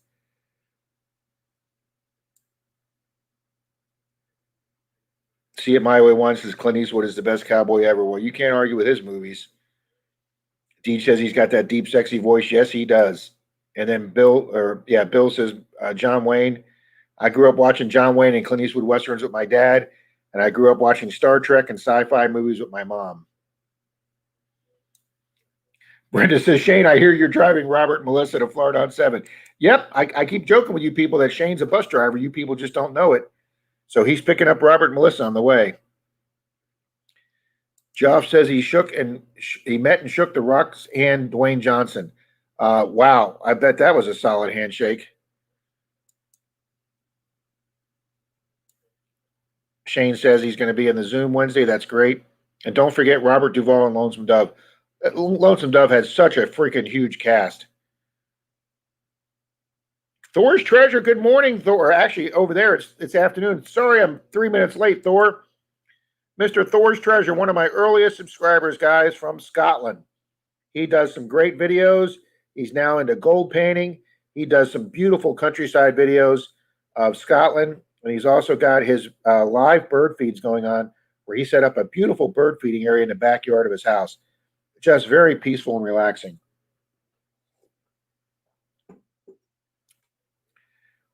Who's now using a brand new Garrett Carrot pinpointer courtesy of FL Thunder first place grand prize win in my 900 subscriber giveaway. How was that for a plug for myself? Mark the Berg Hunter, we did talk to yes, I missed the Detecting Smiths too. We did talk to Jason on Wednesday night in Pat Zoom. I texted him because we were talking about him that he hasn't been commenting on many people's videos or putting many videos out lately, and I knew he was having a lot of hand pain, like neurological or nerve pain in his hands, and he was supposed to be seeing some doctors to get that taken care of, or looked at, or figured out what it was. So I thought he was just having the hand pain. And guys, about 10 days ago, uh, Detecting Smith, Jason, JJ, I guess everybody calls him, he came down with COVID. I don't know if he got it at work or wherever, but he's been laid up for about 10 days with COVID now. But he's starting to feel a little better. So he came into the Zoom on Wednesday to let us know that he's recovering from COVID and that his hands are doing better, and that hopefully when he recovers, he'll be back. He's going to try just posting one video a week now instead of two, and he's going to kind of ease back into it. But Jason's on the mend, guys, and he's coming back. Sean Webb, welcome to the chat. Sorry, I'm 5 minutes behind. What Florida Hunt 7 is an organized hunt up near Gainesville, Florida, which is the northern end of Florida, in a little town called Melrose, just outside of Gainesville. It is a non-seeded hunt. It's a natural hunt on 600 acres of Florida wilderness that was first settled around the 1850s. And there is a charity on that property, uh, Camp Freedom. It's a veterans charity for healing the hidden wounds of warriors. They have horse therapy and fishing and canoe rides and hiking on their acreage, and they've gotten a couple other big plots of land that are next to theirs to volunteer their land or give their land up. So us several hundred detectors can go hunt their land. Last year, I found a barber dime, several Wheaties, an old toy lead Scotty dog toy from the 20s. Indian heads were found there, at least one, if not two. Large cents were found there, and a Spanish half real was found also there, which took the oldest coin of the day. River Sticks Outdoors found a kid's toy shotgun. That was an incredible find. U.S. military items were found from the 1830s. So it's some incredible property up there, and it is coming up this next coming weekend. Meet and greet is Friday night, and then the hunt, the organized hunt, is Saturday, and then the fun hunt just to show up and have a fun day is all day Sunday. Saturday night, I have worked out a deal with a owner of a restaurant in Gainesville called the Crafty Bastard. They have a back room that seats 40 people, and they have reserved that back room for our metal detecting group. And they are doing happy hour specials and appetizer specials all night for our group of metal detectorists. And that's where our loose group of 40 people is meeting Saturday night. But it's going to be an awesome weekend there, Sean.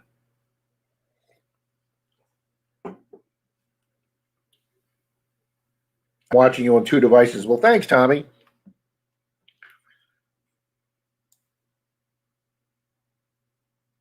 Well, DJ, I hope I answered that there. Yeah, Jason came down with COVID. Whispers from the Dirt. Wow, there's another great channel name. Welcome, welcome. Super Rat, tough as nails. Mark the Berg Hunter says, I need to pop the hood on my car every other day to charge the battery.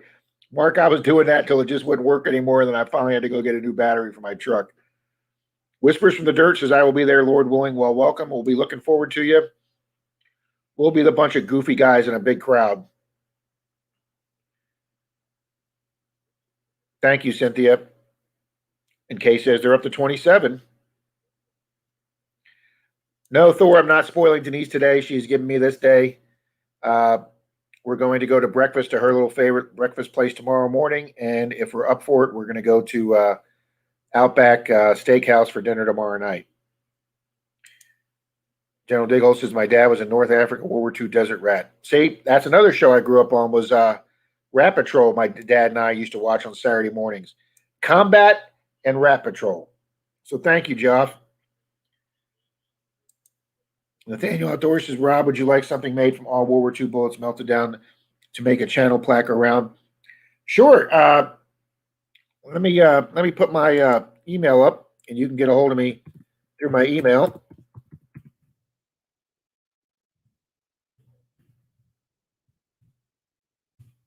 Give me a holler there on my email. Thank you.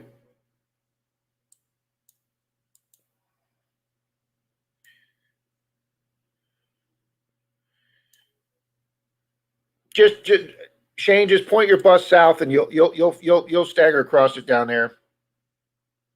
Thank you, Jim. I know, Kay, and the reason he couldn't come to Florida Hunt 7 is because his boss didn't want him coming down to our infected state, and said that if he came down here, he'd have to quarantine for 2 weeks on his own dime. So obviously he couldn't afford to do that, and he's getting ready to retire, so he didn't want to mess with anything guys coming up near his retirement. Deej Jason Smith from Detecting Smiths. Carl, I guess I answered that while we were talking. Gainesville, Florida. General Diggle says Gene Autry. Yep, another great old Western star. Slim Pickens. Yep, there you go. Wow, all you guys are answering. That Garrett Carrot needs to find me some gold, buddy. If it can be found, you'll be out there finding it, whether it's metal detecting or gold panning, buddy. My daughter and husband are headed out this house this morning to get stocked up. Yep, my sister's up there in the storms, guys, out in the Midwest, and they make sure their house is stocked up.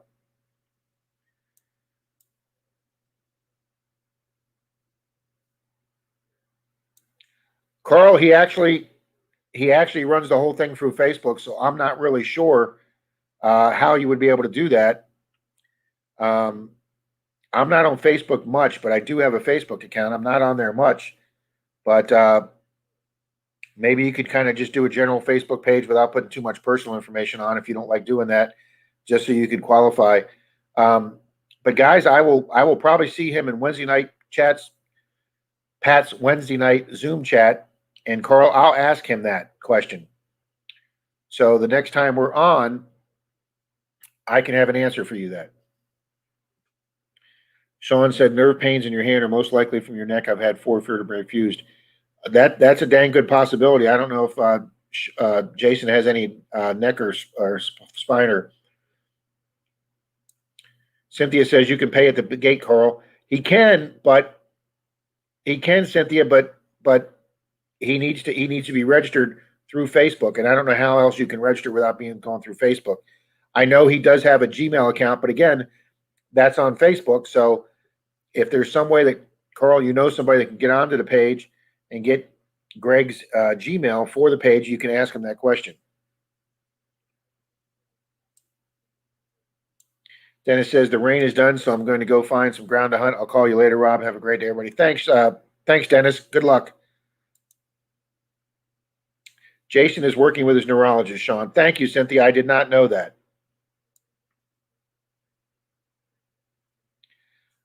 Richard, I've already got you down for the dinner, I believe. I don't have my notepad in front of me, but I believe I've got Richard +1. So you are, I've got about 10 spots open for the dinner. I've got about 28 people down for the 40 room. I did have 2 spots open, well, 3 spots opened up. Jason and his wife, obviously, if they're not coming, I got those 2 extra spots.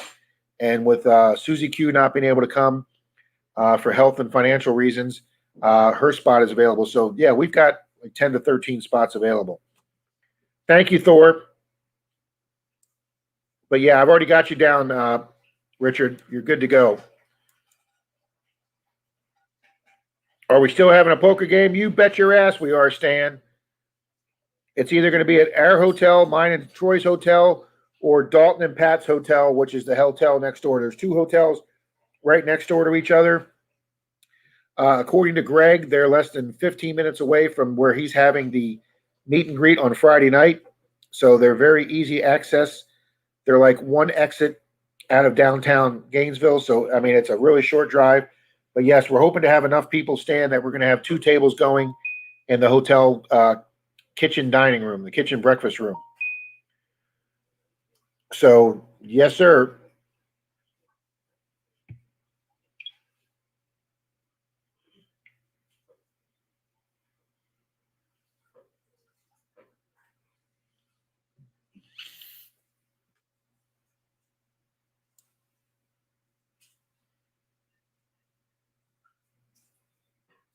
Jim says, I love Rat Patrol. Man, I grew up watching that. Banner Noob says prices will continue to go up as the value of the dollar drops thanks to your big government. Yeah, I hope the dollar holds steady where it's at right now. Jeff is pronounced Jeff, Rob. Thank you, Miss Cynthia. Then I will start calling him Jeff. What?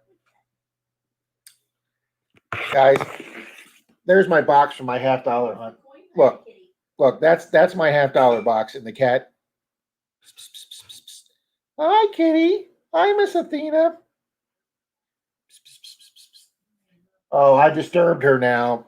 We had to leave, Mom, because we all looked at her. You're looking at me.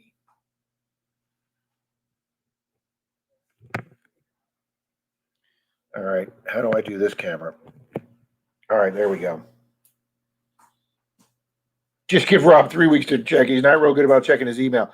I know, Brenda. I'm trying to get better about that. I have.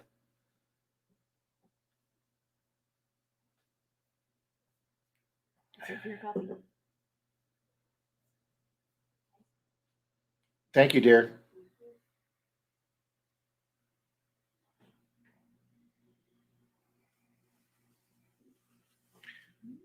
I have 134 emails to check on my iPad. Now, most of them are just trash. They're alerts from Motley Fool or the neighbor next door app or whatever it is. So I just click all those off to get to the 10 that are important.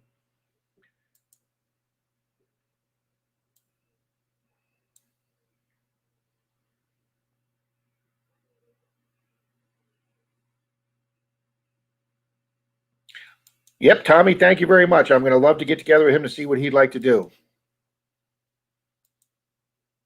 Carl, you're more than welcome. I hope that helped.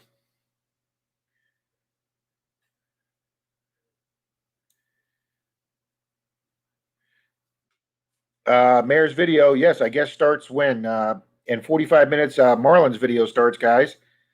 You guys can say hello on the open panel for Rory's birthday today. We're inviting all diggers and digettes to come say hello. Well, we will definitely be doing that, Marlon. Or shall I just make something up? You want to surprise me, Nathaniel? I like surprises. I like some surprises. Don't make me sound like such a poopy head.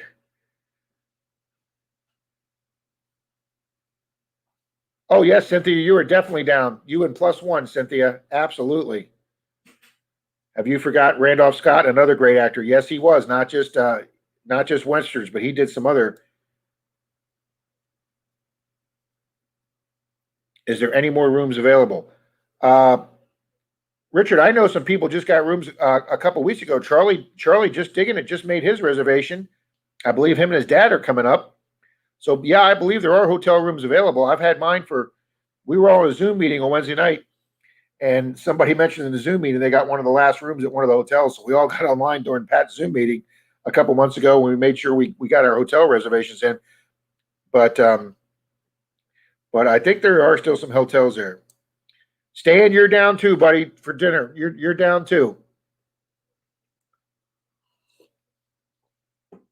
Cynthia says if it sits, it fits. Yep. With this cat, it does. Fat cat couldn't fit in that box.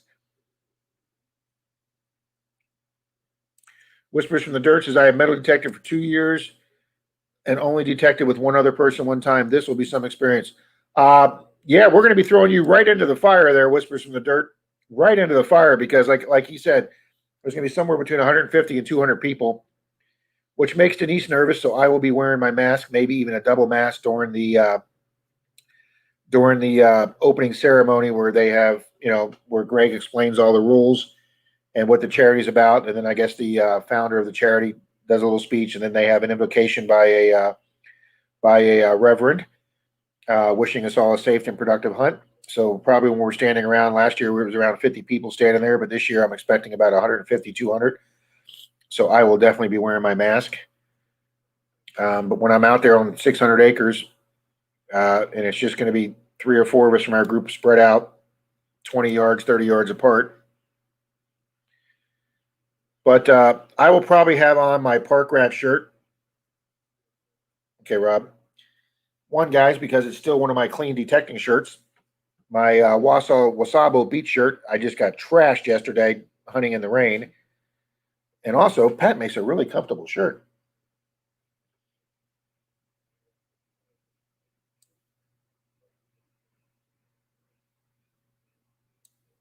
Wife gave me the thumbs up to leave early on Friday to head out to Florida Hunt 7. Well, that is excellent.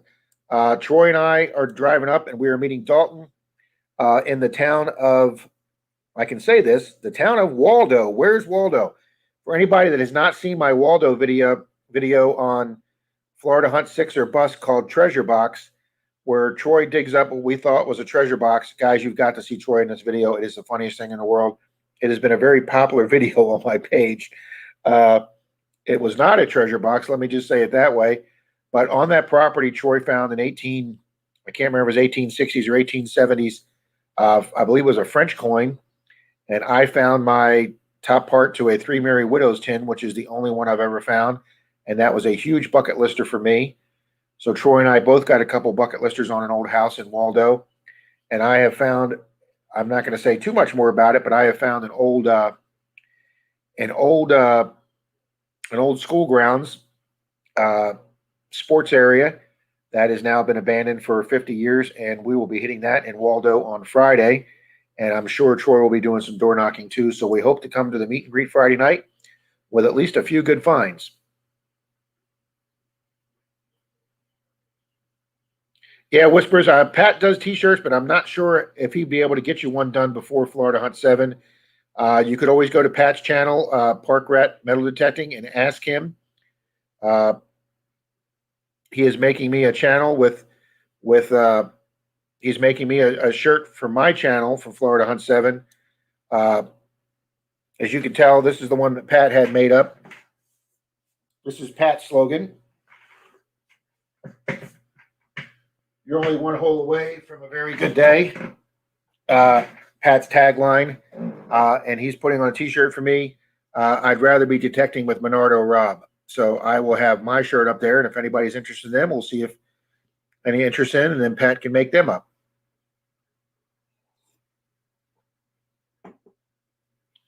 There you go. Pat's still here. He's saying the same thing I am. Jim says, I've been detecting for 42 years and only hunted with another detector once, but Plugmaster Ford's supposed to be up this way. Oh, that would be great, Jim, if you got to hunt with Plugmaster Ford. I'd like to hunt. If I ever get out to Missouri, like I say, I have family that lives out in Missouri, guys. So if I get out there this summer or this fall, I'll probably go in the fall when it cools down. I haven't been up to see her for 3 years since my big car accident on the way up there last time where I got hit by a semi on I-70 in Alabama.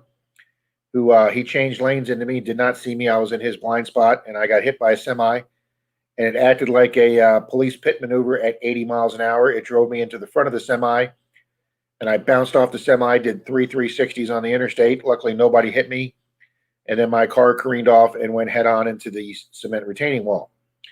Needless to say, I was pretty shook up and suffered from some injuries from that, and totaled my car, and then the trucking company, since there was no damage to the semi, failed to report that accident to their insurance company. So I waited 33 days in Florida while seeing chiropractors and doctors for their insurance company to contact me, and they didn't. So I had to hire an attorney who then contacted the trucking companies, got a copy of the accident report, contacted the trucking company's insurance company, who then immediately called me apologizing profusely that they'd never been even informed by the trucking company that they'd been involved in an accident, which was pretty unreal considering the truck driver was driving with a suspended commercial license and was arrested on the scene. As the ambulance was attending to me, he was being arrested by the police, and then they called his boss, who said, I do not have another driver in that area of Alabama, so you guys will have to tow it. And then they had to call a semi-wrecker to tow the semi away. So you would think that if one of their drivers gets arrested and their supervisor is called and the truck gets towed away, that the company would have known about that to contact their insurance company. But hey, there was no damage to their vehicle, so they said, screw it. So that went on for 2 years, guys. But anyway, enough of my story. That was my last out-of-state trip, guys. That one shook me up pretty good. But I'll get back on the horse when this COVID thing's over, and I'd love to go out and see my sister. Last time I went to Missouri and detected, I found a 1910 Wheatie up there and got some cool relics. So I'd love to get out to Missouri area and hunt again. And yes, I would love to hunt with Plugmaster Ford in Missouri, Mike. They get on some good property, and they seem like fun guys to hang out with.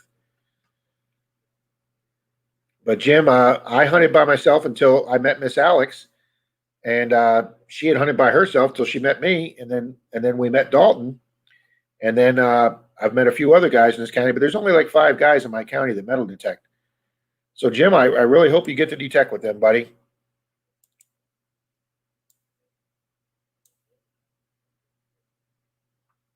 Carl says, I will try for next year's Florida hunt. My brother lives in Ocala.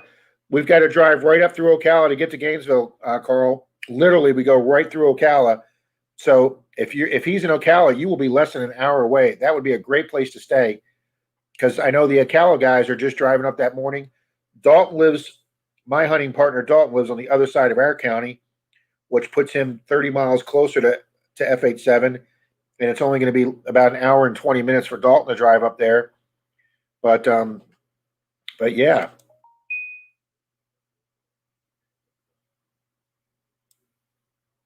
Oh, ladies only for guests, Rob. Tripwire's idea for Valentine's. That's a great idea, Marlon. That really is.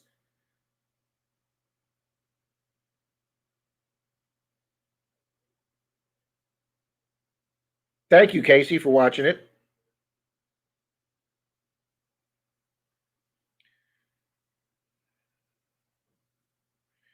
Casey says going to try some score some permissions for the after hours. Casey, I don't know if you're talking about Florida Hunt 7, but we stayed at Florida Hunt 7 till almost dark. When it was a one-day event last year on Saturday, the event broke up around 5:30, and we had about an hour and a half of sunlight left. So Dalton found us a park on some old property. Of course, it's been hit by the Gainesville Club a zillion times. We pulled out some coins, and I actually got a Ford Model T or Model A valve stem cover, which was the oldest thing pulled out of the park that way. So it was a great night ending to our day. And it was the last time until 2 weeks ago that we'd had our group of 6 together again. We finally got them together literally 347 days after Florida Hunt 6. We were able to get the same 6 guys together that hunted at Florida Hunt 6. It took us that long to organize us 6 guys together.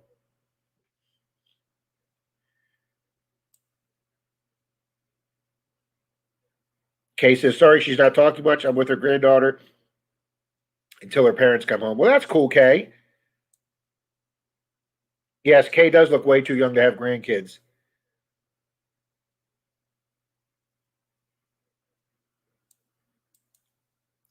Well, Shane, it would be absolutely fantastic to hunt with that Florida Thunder digging guy. It would be.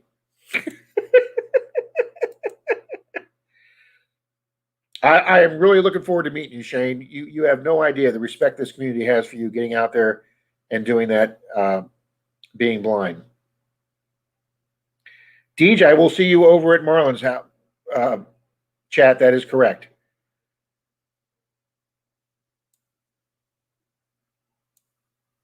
Cynthia says, I love Missouri Mike. Well, everybody loves Missouri Mike. Missouri Mike actually comes to Nancy's Mondays evening streams. Well, that's cool, Kay. If you think about it, Miss Kay, send me a reminder for that. Mr. Lou, Indiana Tones is here. Your ears must be ringing, sir. We were talking about you earlier.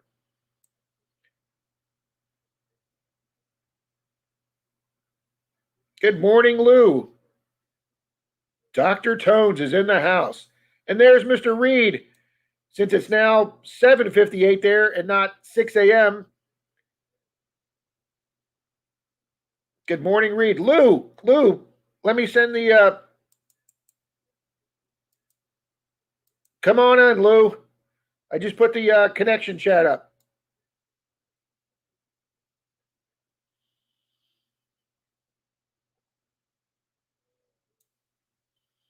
Boy, everybody knows Lou. Call me Jeff, Lewis. I hate Joffrey. Well, thank you. I'm glad you let me know that. So I will do Jeff there. And Lou saying, everybody hit the thumbs up. We've got 27 people here. Oh, we got 56 thumbs up today. That is a new record for us. Thank you, folks. Wow. That means we've had 56 individual people in and out of this chat, guys. That is a new record for us. So you know what? We've got 27 people here. Let's do a giveaway. For the 27 people that are still here, let's do a giveaway. I don't know what silver coin is going to be, but we're going to do a silver coin. Everybody's going to guess one time, and the person who gets closest to this is going to win.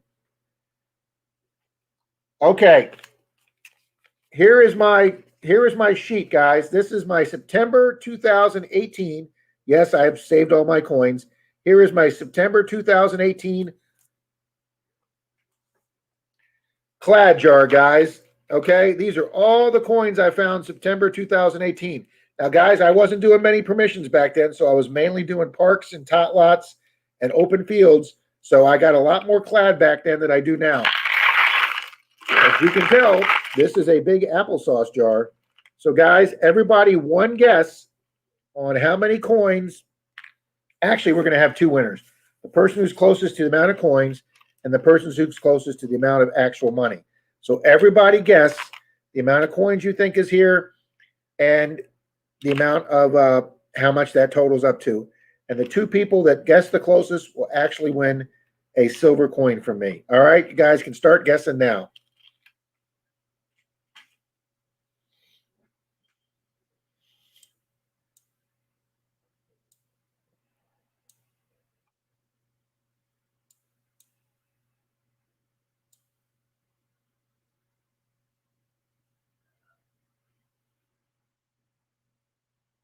Cynthia says, can't be on YouTube and not love Lou. Yeah, Lou stole my heart when he went out to New York City that night and did the cleanup around his area in New York City. I just thought that was phenomenal.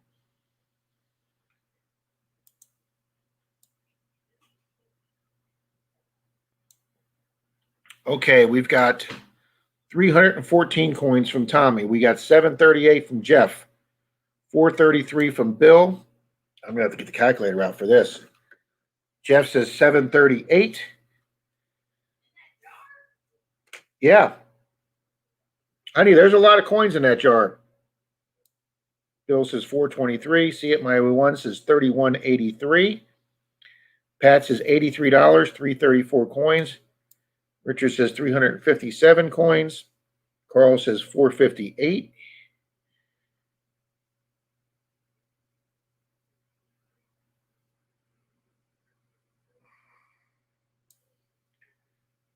Brenda says 1035 and 152. Cecil says $15 and 175. Tone says 650. 318 coins, 102, $41. Good morning, Miss Jessica Poulin.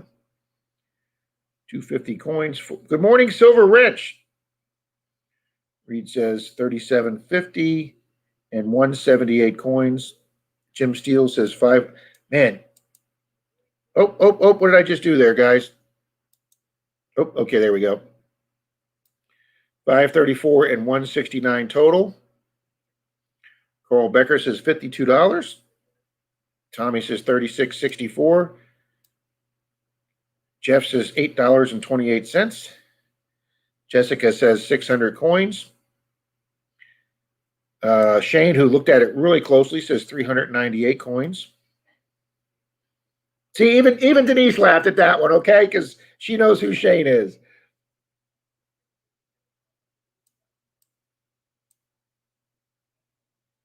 All right, is everybody here put a guess what we're doing, Jessica Poulin? Is we are guessing my September 2018 clad jar of how many coins are in here and how much those coins total up to be. So we're going to have two winners, one for the amount of coins and one for how much those coins total up to money-wise, like $10.05.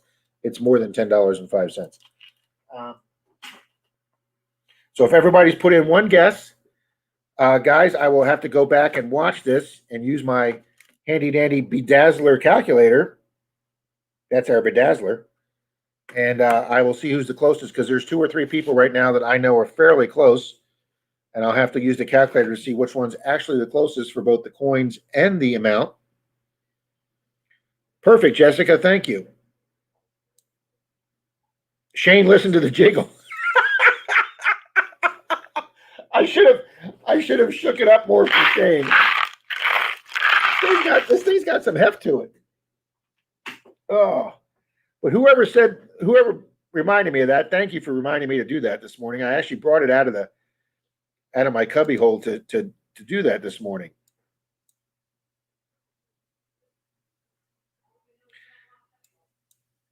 Shane and his wife are laughing very good. Okay, Tone says 590 coins at 1859. All righty, guys, I will do.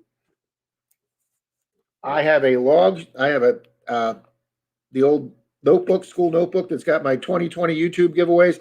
Well, now it's also into 2021. So I will write down everybody's guesses, and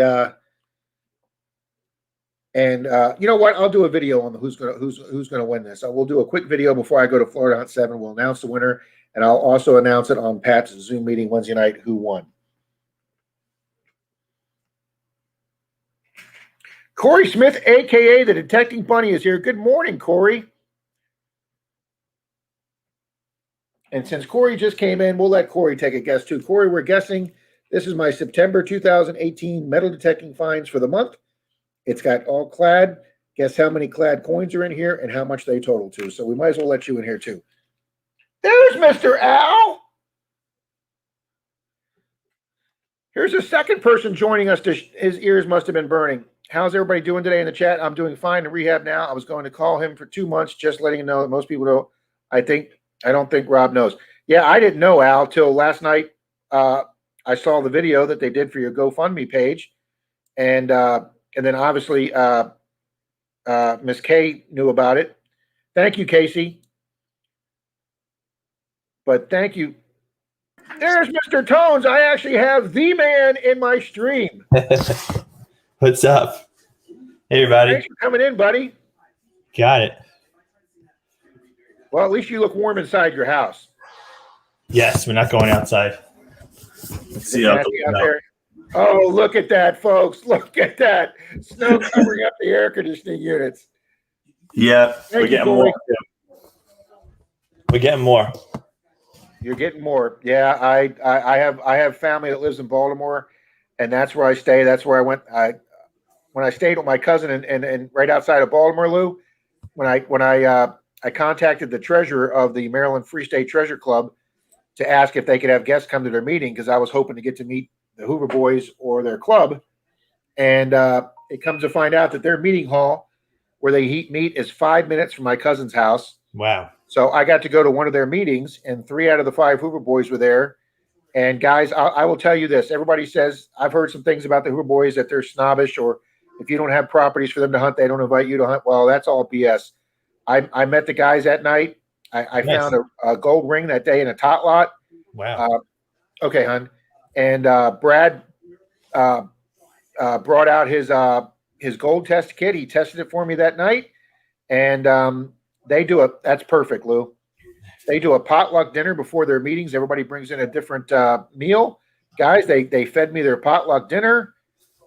They gave me a raffle to enter their giveaway. For everybody that comes to their meeting gets a raffle. I won a silver quarter at their club meeting.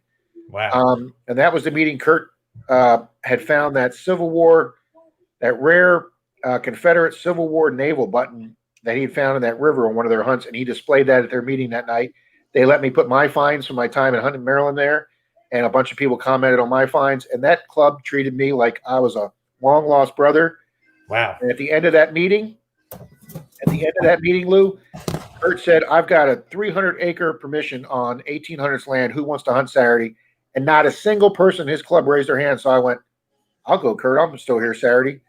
And Kurt gave me his number. And on Saturday morning, he called me and said, you ready to go? I said, yep, just text me the address. And it was an hour-and-a-half drive, and I didn't care. And I met Kurt on 300 acres, and I got to hunt with Kurt that day. Wow. So great guys, just like the guys you hunt with in New York, Lou. Awesome. I want to try that one day.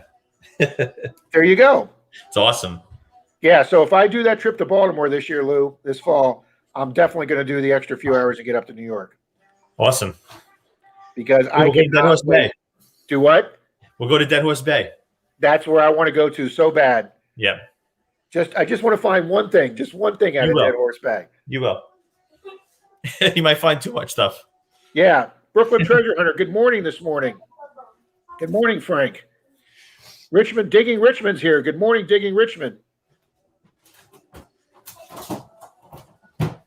See, Lou comes in. Everybody knows Lou's here, and they had to come on the stream now. Our numbers went up since you came on, Lou. So when's the last time you got out? Was it that beach hunt the other night? No, I went Friday. I went to a local beach. I found some old stuff and a silver dime. That was it. But mostly cancel. Still, I still found- have never found a silver coin on a beach here in Florida. That's a pretty rare thing. But Charlie, digging it back, if you ever get a chance, Lou, I know you're a busy guy. He is up in the Panhandle here in Florida, and after one of our hurricanes we had a few months ago, or maybe half a year ago, he went to an old beach that he knew has been there since the 30s, wow. and it had washed out 4 feet of sand. And Wow. him and his digging partner found 17 silver coins. Wow. I never even found that many. Yeah, well, I mean, it was like over 2 nights because the sand was literally down 4 feet, and they went back to the 1930 sands. I think they found a walker. They were finding barbers, mercs. Wow. I mean, they buffaloes. They had an incredible. It was one of the coolest videos I'd seen on beach detecting. That's awesome. Yep. Yeah, you never know. It's like plowing a field. Once the storm comes in, if it takes the sand out, new stuff comes out. Recycle. Mark the Berg Hunter still says he is in awe of the silver ring or the gold ring you found low in the middle of the woods. So he is in all over that find. Yep, that was my first solid gold ring, and I was saying, if you really want rings, you got to go to the beach. And on a live stream, I pulled it out. Ooh, So excellent! I've gotten 6 actual gold rings, 3 on the beach, and 1 in a park. My very first ring ever was in an urban park next to the basketball courts of all places, and I didn't even have my camera with me because I was just doing the tot lot in the park for like a half an hour before dark, and I had to run back to my truck and get my phone. Wow. Dirt Diggers UK, good morning, or I guess good afternoon your way. Oh, Sean, you got to watch that video. It's the channel is Digging It Back. Post that right there, and that's where they found 17 silvers over 2 nights. I'm going to follow them right after I get off of this. There you go. I might be already, but I'll check. I want to see that. No, Sean, you got that right. Pinellas County is not going to be like that. Clearwater Beach has not been there. I don't think we're going to find 30s coins there unless and I don't want to have a big storm come in Clearwater that beach goes down 4 feet. I mean, I'd love to find silver there, but I don't want Clearwater Beach to have to go down 4 feet to find it. Yeah, it's deep. But he showed like a picture of the sand up by the sand wall, and you can see that huge cut. Dirt Diggers, right now. I am great. These times, it's hard to choose where to go. There's so many places to do. Yep. Oh, it's great seeing Alan here. I mean, I know everybody here knows Uncle Al.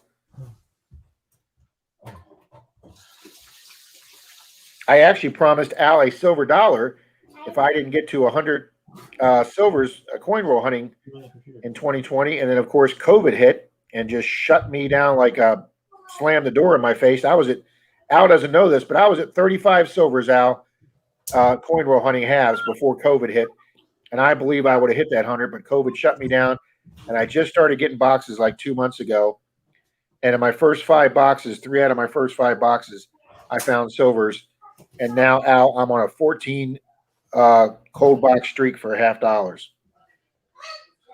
Merrill found a great beach spot. Yeah, those guys up there got some old beaches up there, Richard.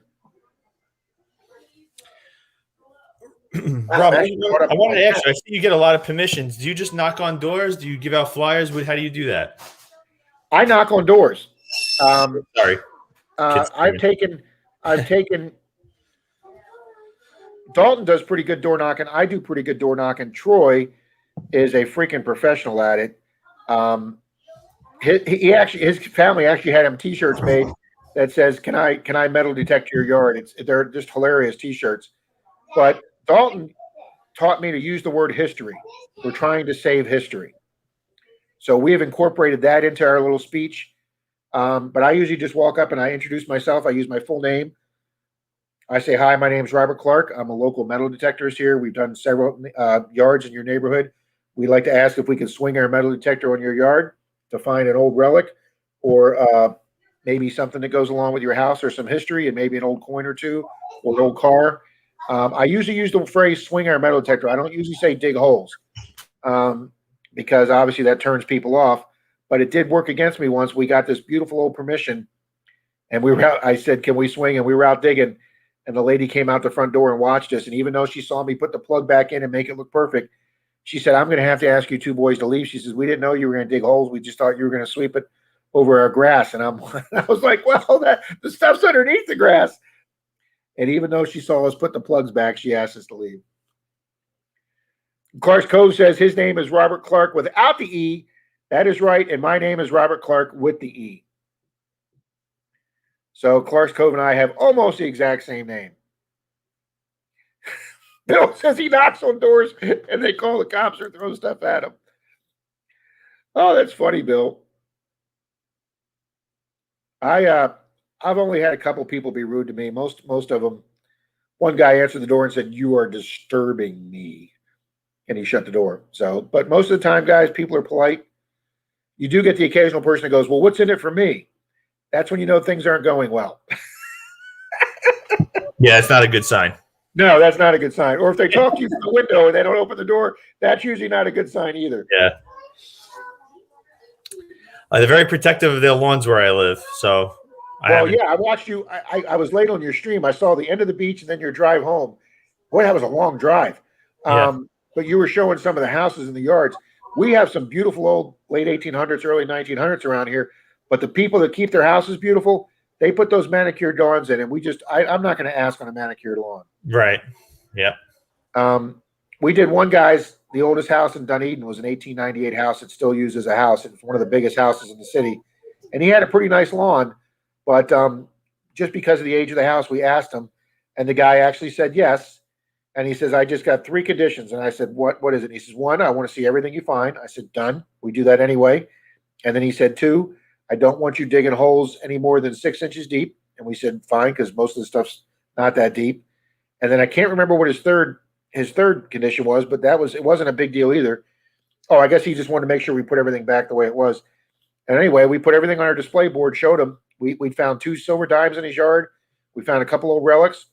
And he said, guys, I just want to see it. I didn't really need anything. I just want to see what came out of the yard. And then he said, you guys are welcome to come back at any time, and you don't even have to knock on the door. Just come on back if you want to. So awesome. You follow the guy's rules the first time, and then you get invited back, and you got an open permission. That's what I want. Good morning, Lost Ways treasure detecting and treasure hunting. Welcome to the channel and welcome to the stream. Good morning, happy campers. Well, good morning to you too. We're talking to Mr. Lou from Indiana Tones.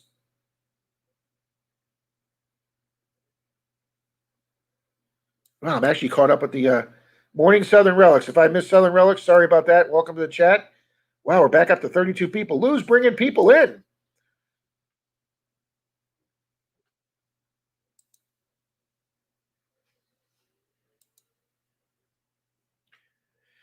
So anyway, what's the temperature up there, Lou? Let me check. Siri. Maybe you had a body at 9 inches deep. That very well could be, Jeff. Temperature.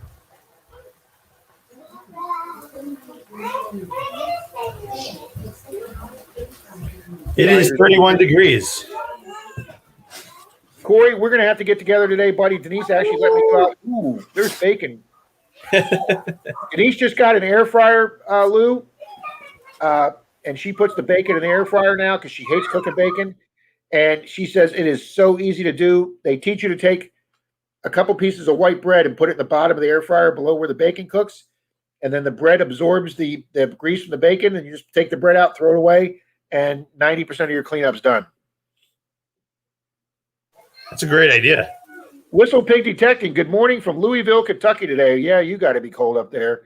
Bill says it's flipping cold. Well, Bill, hopefully where you're moving, it's going to be a little warmer, buddy.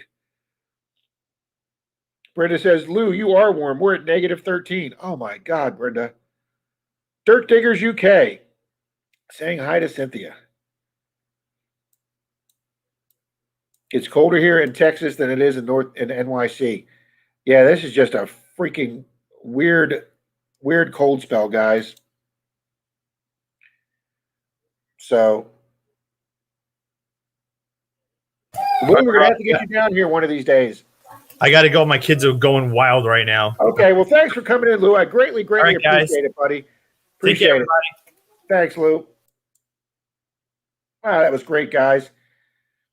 27 degrees up in Pennsylvania. Yeah, you're having a warm streak there, Shane. SC's here. Good morning from Idaho, Sheldon. It's Sheldon from Idaho. Good morning, Sheldon. Sheldon has been a long-time subscriber of mine, guys, and has won a few of my giveaways, or at least one.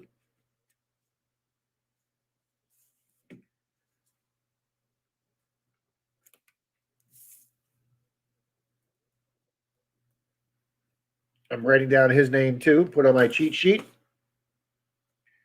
So,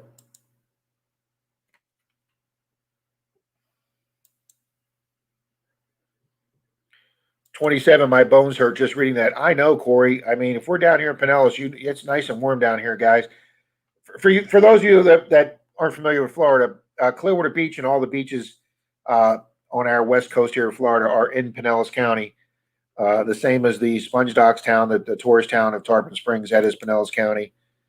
I am just north of that, but yeah, all our beautiful Florida beaches, 60 miles of coastline, are in Pinellas County. That's the, and then when you get over Pinellas County, at the end of Pinellas County is Fort DeSoto Park, where our club meets twice a year for our fun hunts and picnics. And three sides of that park is on the end of the peninsula, is covered by beaches. And then at the end of that park, you have to go over the Skyway Bridge, the Sunshine Skyway Bridge, and that takes you down to Anna Maria and Manatee County, where there's another 50, 60, 80 miles of beautiful beaches going down towards Venice. Lost Way says it is 25 in Boise, Idaho. And Tommy says it's 70 in Ocala. I know. Tommy, we keep telling everybody about this. Everybody's going to live in Florida and metal detect. I didn't hear you, but what did I win with our bet? I don't remember. And if you did say something, I didn't hear it. Well, I told you I would find 100 silvers coin roll hunting, Al, and you said I wouldn't. And I was well on the way to doing it till COVID hit. So when you get better, Al, and you're feeling better, I will send you some. I will either send something. You know what, Al? I'll think of something. I'm maybe going to send you some pennies or have someone get you some pennies from your local bank or something. I know you enjoyed coin roll hunting pennies. Yankee Down South Detectors. There's Mr. Greg. Greg, do you want to come live to answer a question? There's the chat post. 28 in ice here in West Virginia. Cars are covered in ice. Now, I've almost got my wife talked to a Florida trip next year. Well, if you're on this side of the state, Reed, would love to get together with you. Guys, I'll go hunt Clearwater Beach with anybody, anytime. I love hunting Clearwater Beach.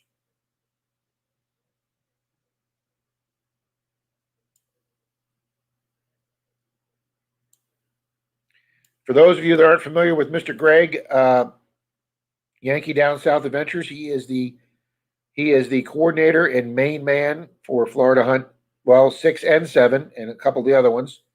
And he is the one putting together this entire incredible weekend. The man just has tireless energy, and he's pulling all these people together.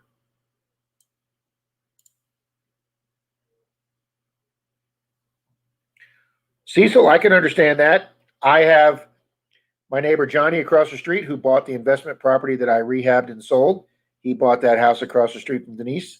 That was my project for several years that I sold, and that was my big investment project.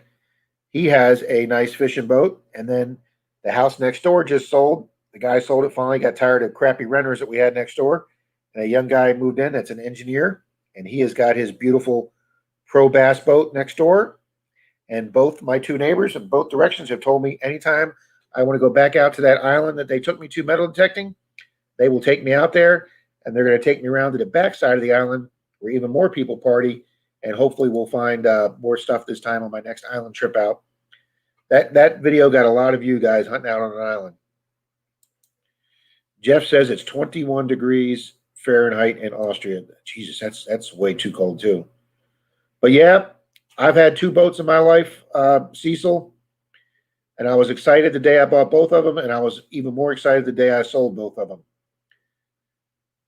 Here's my tip of the day for all you folks. Never buy a boat with a partner, especially when that partner is less responsible person than you are.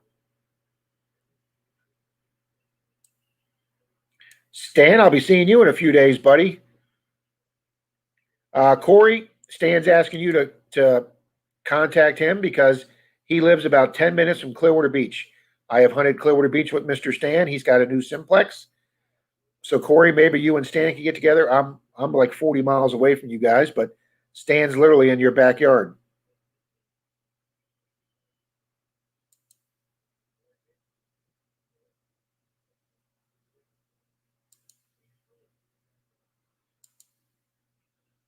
Oh, you never do Clearwater Beach. Oh, okay. Well, if there's any other beach you want to do, well, let me know when you're presentable, Greg.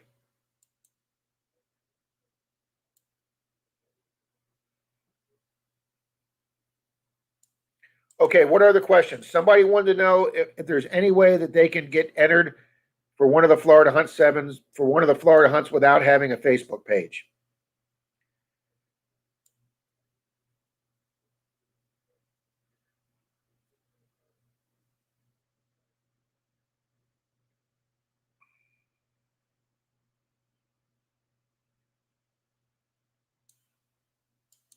Oh, no worries, no worries, Al. We're gonna get something taken care of here, Al.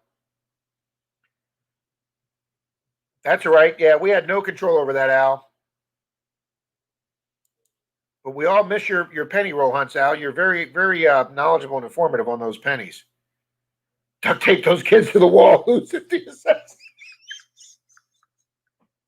She's got to feed them. He's got to feed them, Cynthia. Maybe that'll help calm them down.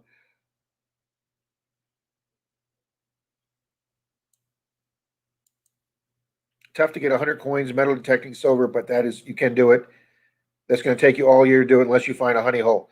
Well, we just ran a giveaway out 2 weeks ago for my hunting buddy Dalton. His goal was 100 silvers for the year. So I ran a giveaway guessing the amount of silvers he found. And he came real close, Al. He found 97 silver coins hunting last year. A guy we know, Greg, one of my subscribers, actually won that giveaway. And then we guessed how many Wheaties he found. And Cynthia Swearingen guessed 525, and he found 523. So Miss Cynthia is winning 2 coins for that, which I will give her at Florida Hunt 7. Thank you, Dirt Diggers UK. Thank you.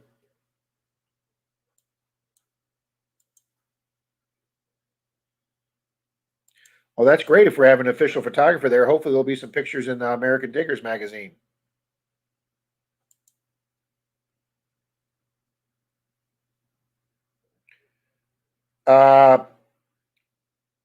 Corey, I think you could just go to the private chat to the right side of the screen, I think.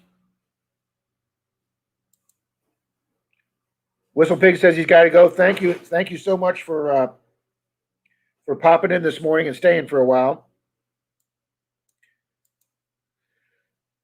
Rob, it's always better to have friends with boats than have the boat. I completely agree with that, Dick in Richmond. I will have no problem giving anybody gas money to take me out on a boat because the second they drop you off in that dock, that's when all the work on the boat takes place. You got to clean it. You got to do this. You got to do that. But yeah, I had a boat in my 20s, guys, and I enjoyed a boat in my 20s and 30s. But now that I'm coming up on 60 next year, guys, I don't think I want to do the boat thing. Denise's dad had a boat probably the first 10 years Denise and I were together. We went on that island in his boat numerous times, and they took a lot of their friends out on the boat. And Denise's parents had a nice pontoon boat. You got that right. See, so a boat is a hole in the water you throw money into. Whoever came up with that phrase knew exactly what they were talking about, along with the 2 happiest days of a boat owner's life are the day he buys it, the day he sells it. I completely agree with that one, too. Greg says, good morning to all.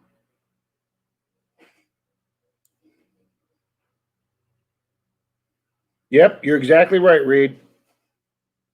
Whispers from the Dirt, thank you very much. We will definitely be seeing you in 5 days up at Florida Hunt 7. please come over and introduce yourself to us. We'll be the big bunch of goofy guys, idiot guys, not taking anything seriously. Oh, Finders Beach. Corey says he'd love to go out to Clearwater Beach. Corey, I don't know if I'm going to get there once this week before Florida Hunt 7, but when we come back from Florida Hunt 7, I've already told Clearwater Mike, a guy in my club who hunts the beach quite a bit, spring break will be starting right after we get back from Florida Hunt 7. And guys, I intend to get down there at least once a week on Sunday nights or Monday mornings after all the drunk people from spring break have been there all weekend. So yes, I intend to be there at least once a week through spring break, if not more. And during the hot days of summer, when it's 105 degrees down here and it's just too hot to even go outside, I will be hunting Clearwater Beach. Casey says I need a boat.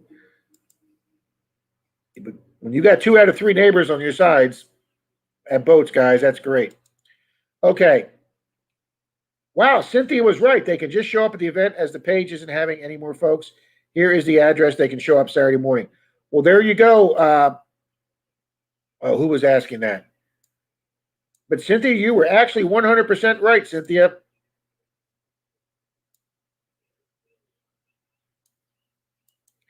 There is the address of the event, guys. Anybody that wants to come. I can't even remember now who said that.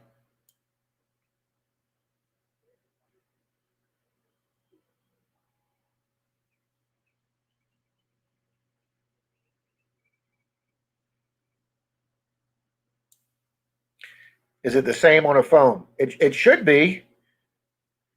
Sean says -27 at my sister's in Marcel, Minnesota. Yeah, that is one state that gets cold. Lou says he was in a coma for 2 months, or Al says he was in a coma for 2 months. I had a trick done on me now. And rehab because I lost all ability to walk and stay on my feet. Well, God bless you, Al, and we wish you the best in rehab. I know Denise's dad's going through rehab right now.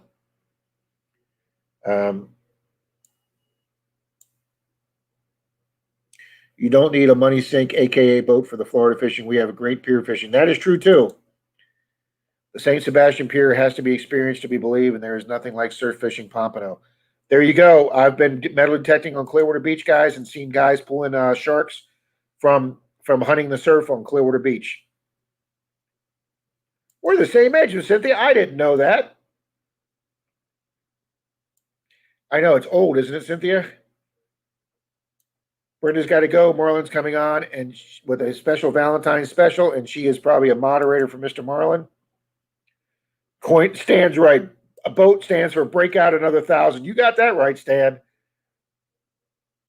And Miss Cynthia is giving Al encouragement. We all want to give Al encouragement.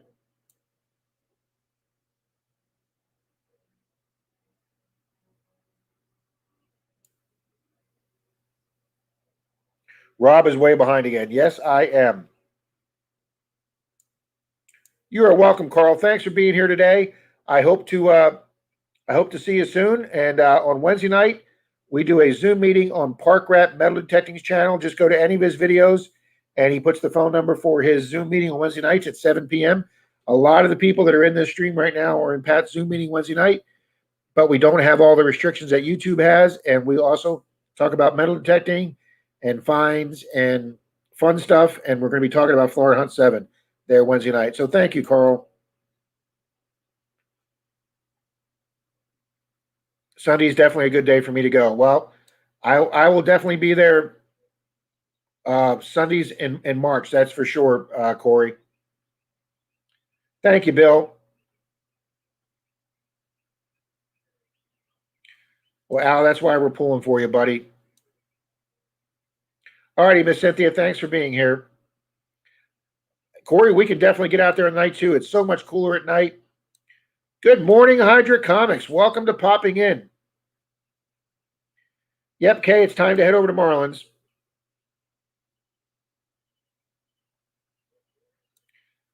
For the folks that are coming in to cold to Yankee Down South Adventures, it's $60 for them. I'm just experiencing to see a lot of great videos the week after Florida Hunt 7. I hope so, Reed. I hope we find some good stuff. Kay says Marlin's on now. All right, guys, let me Carl said it, Rob. Thank you, Cynthia. Hydra Comics just coming and saying hi to everybody, but he's coming in right when Marlon's stream is starting. Lou says, I traded my whites and some cash yesterday for a used CTA. Looks intimidating. That looks like a tough machine to use, Lou.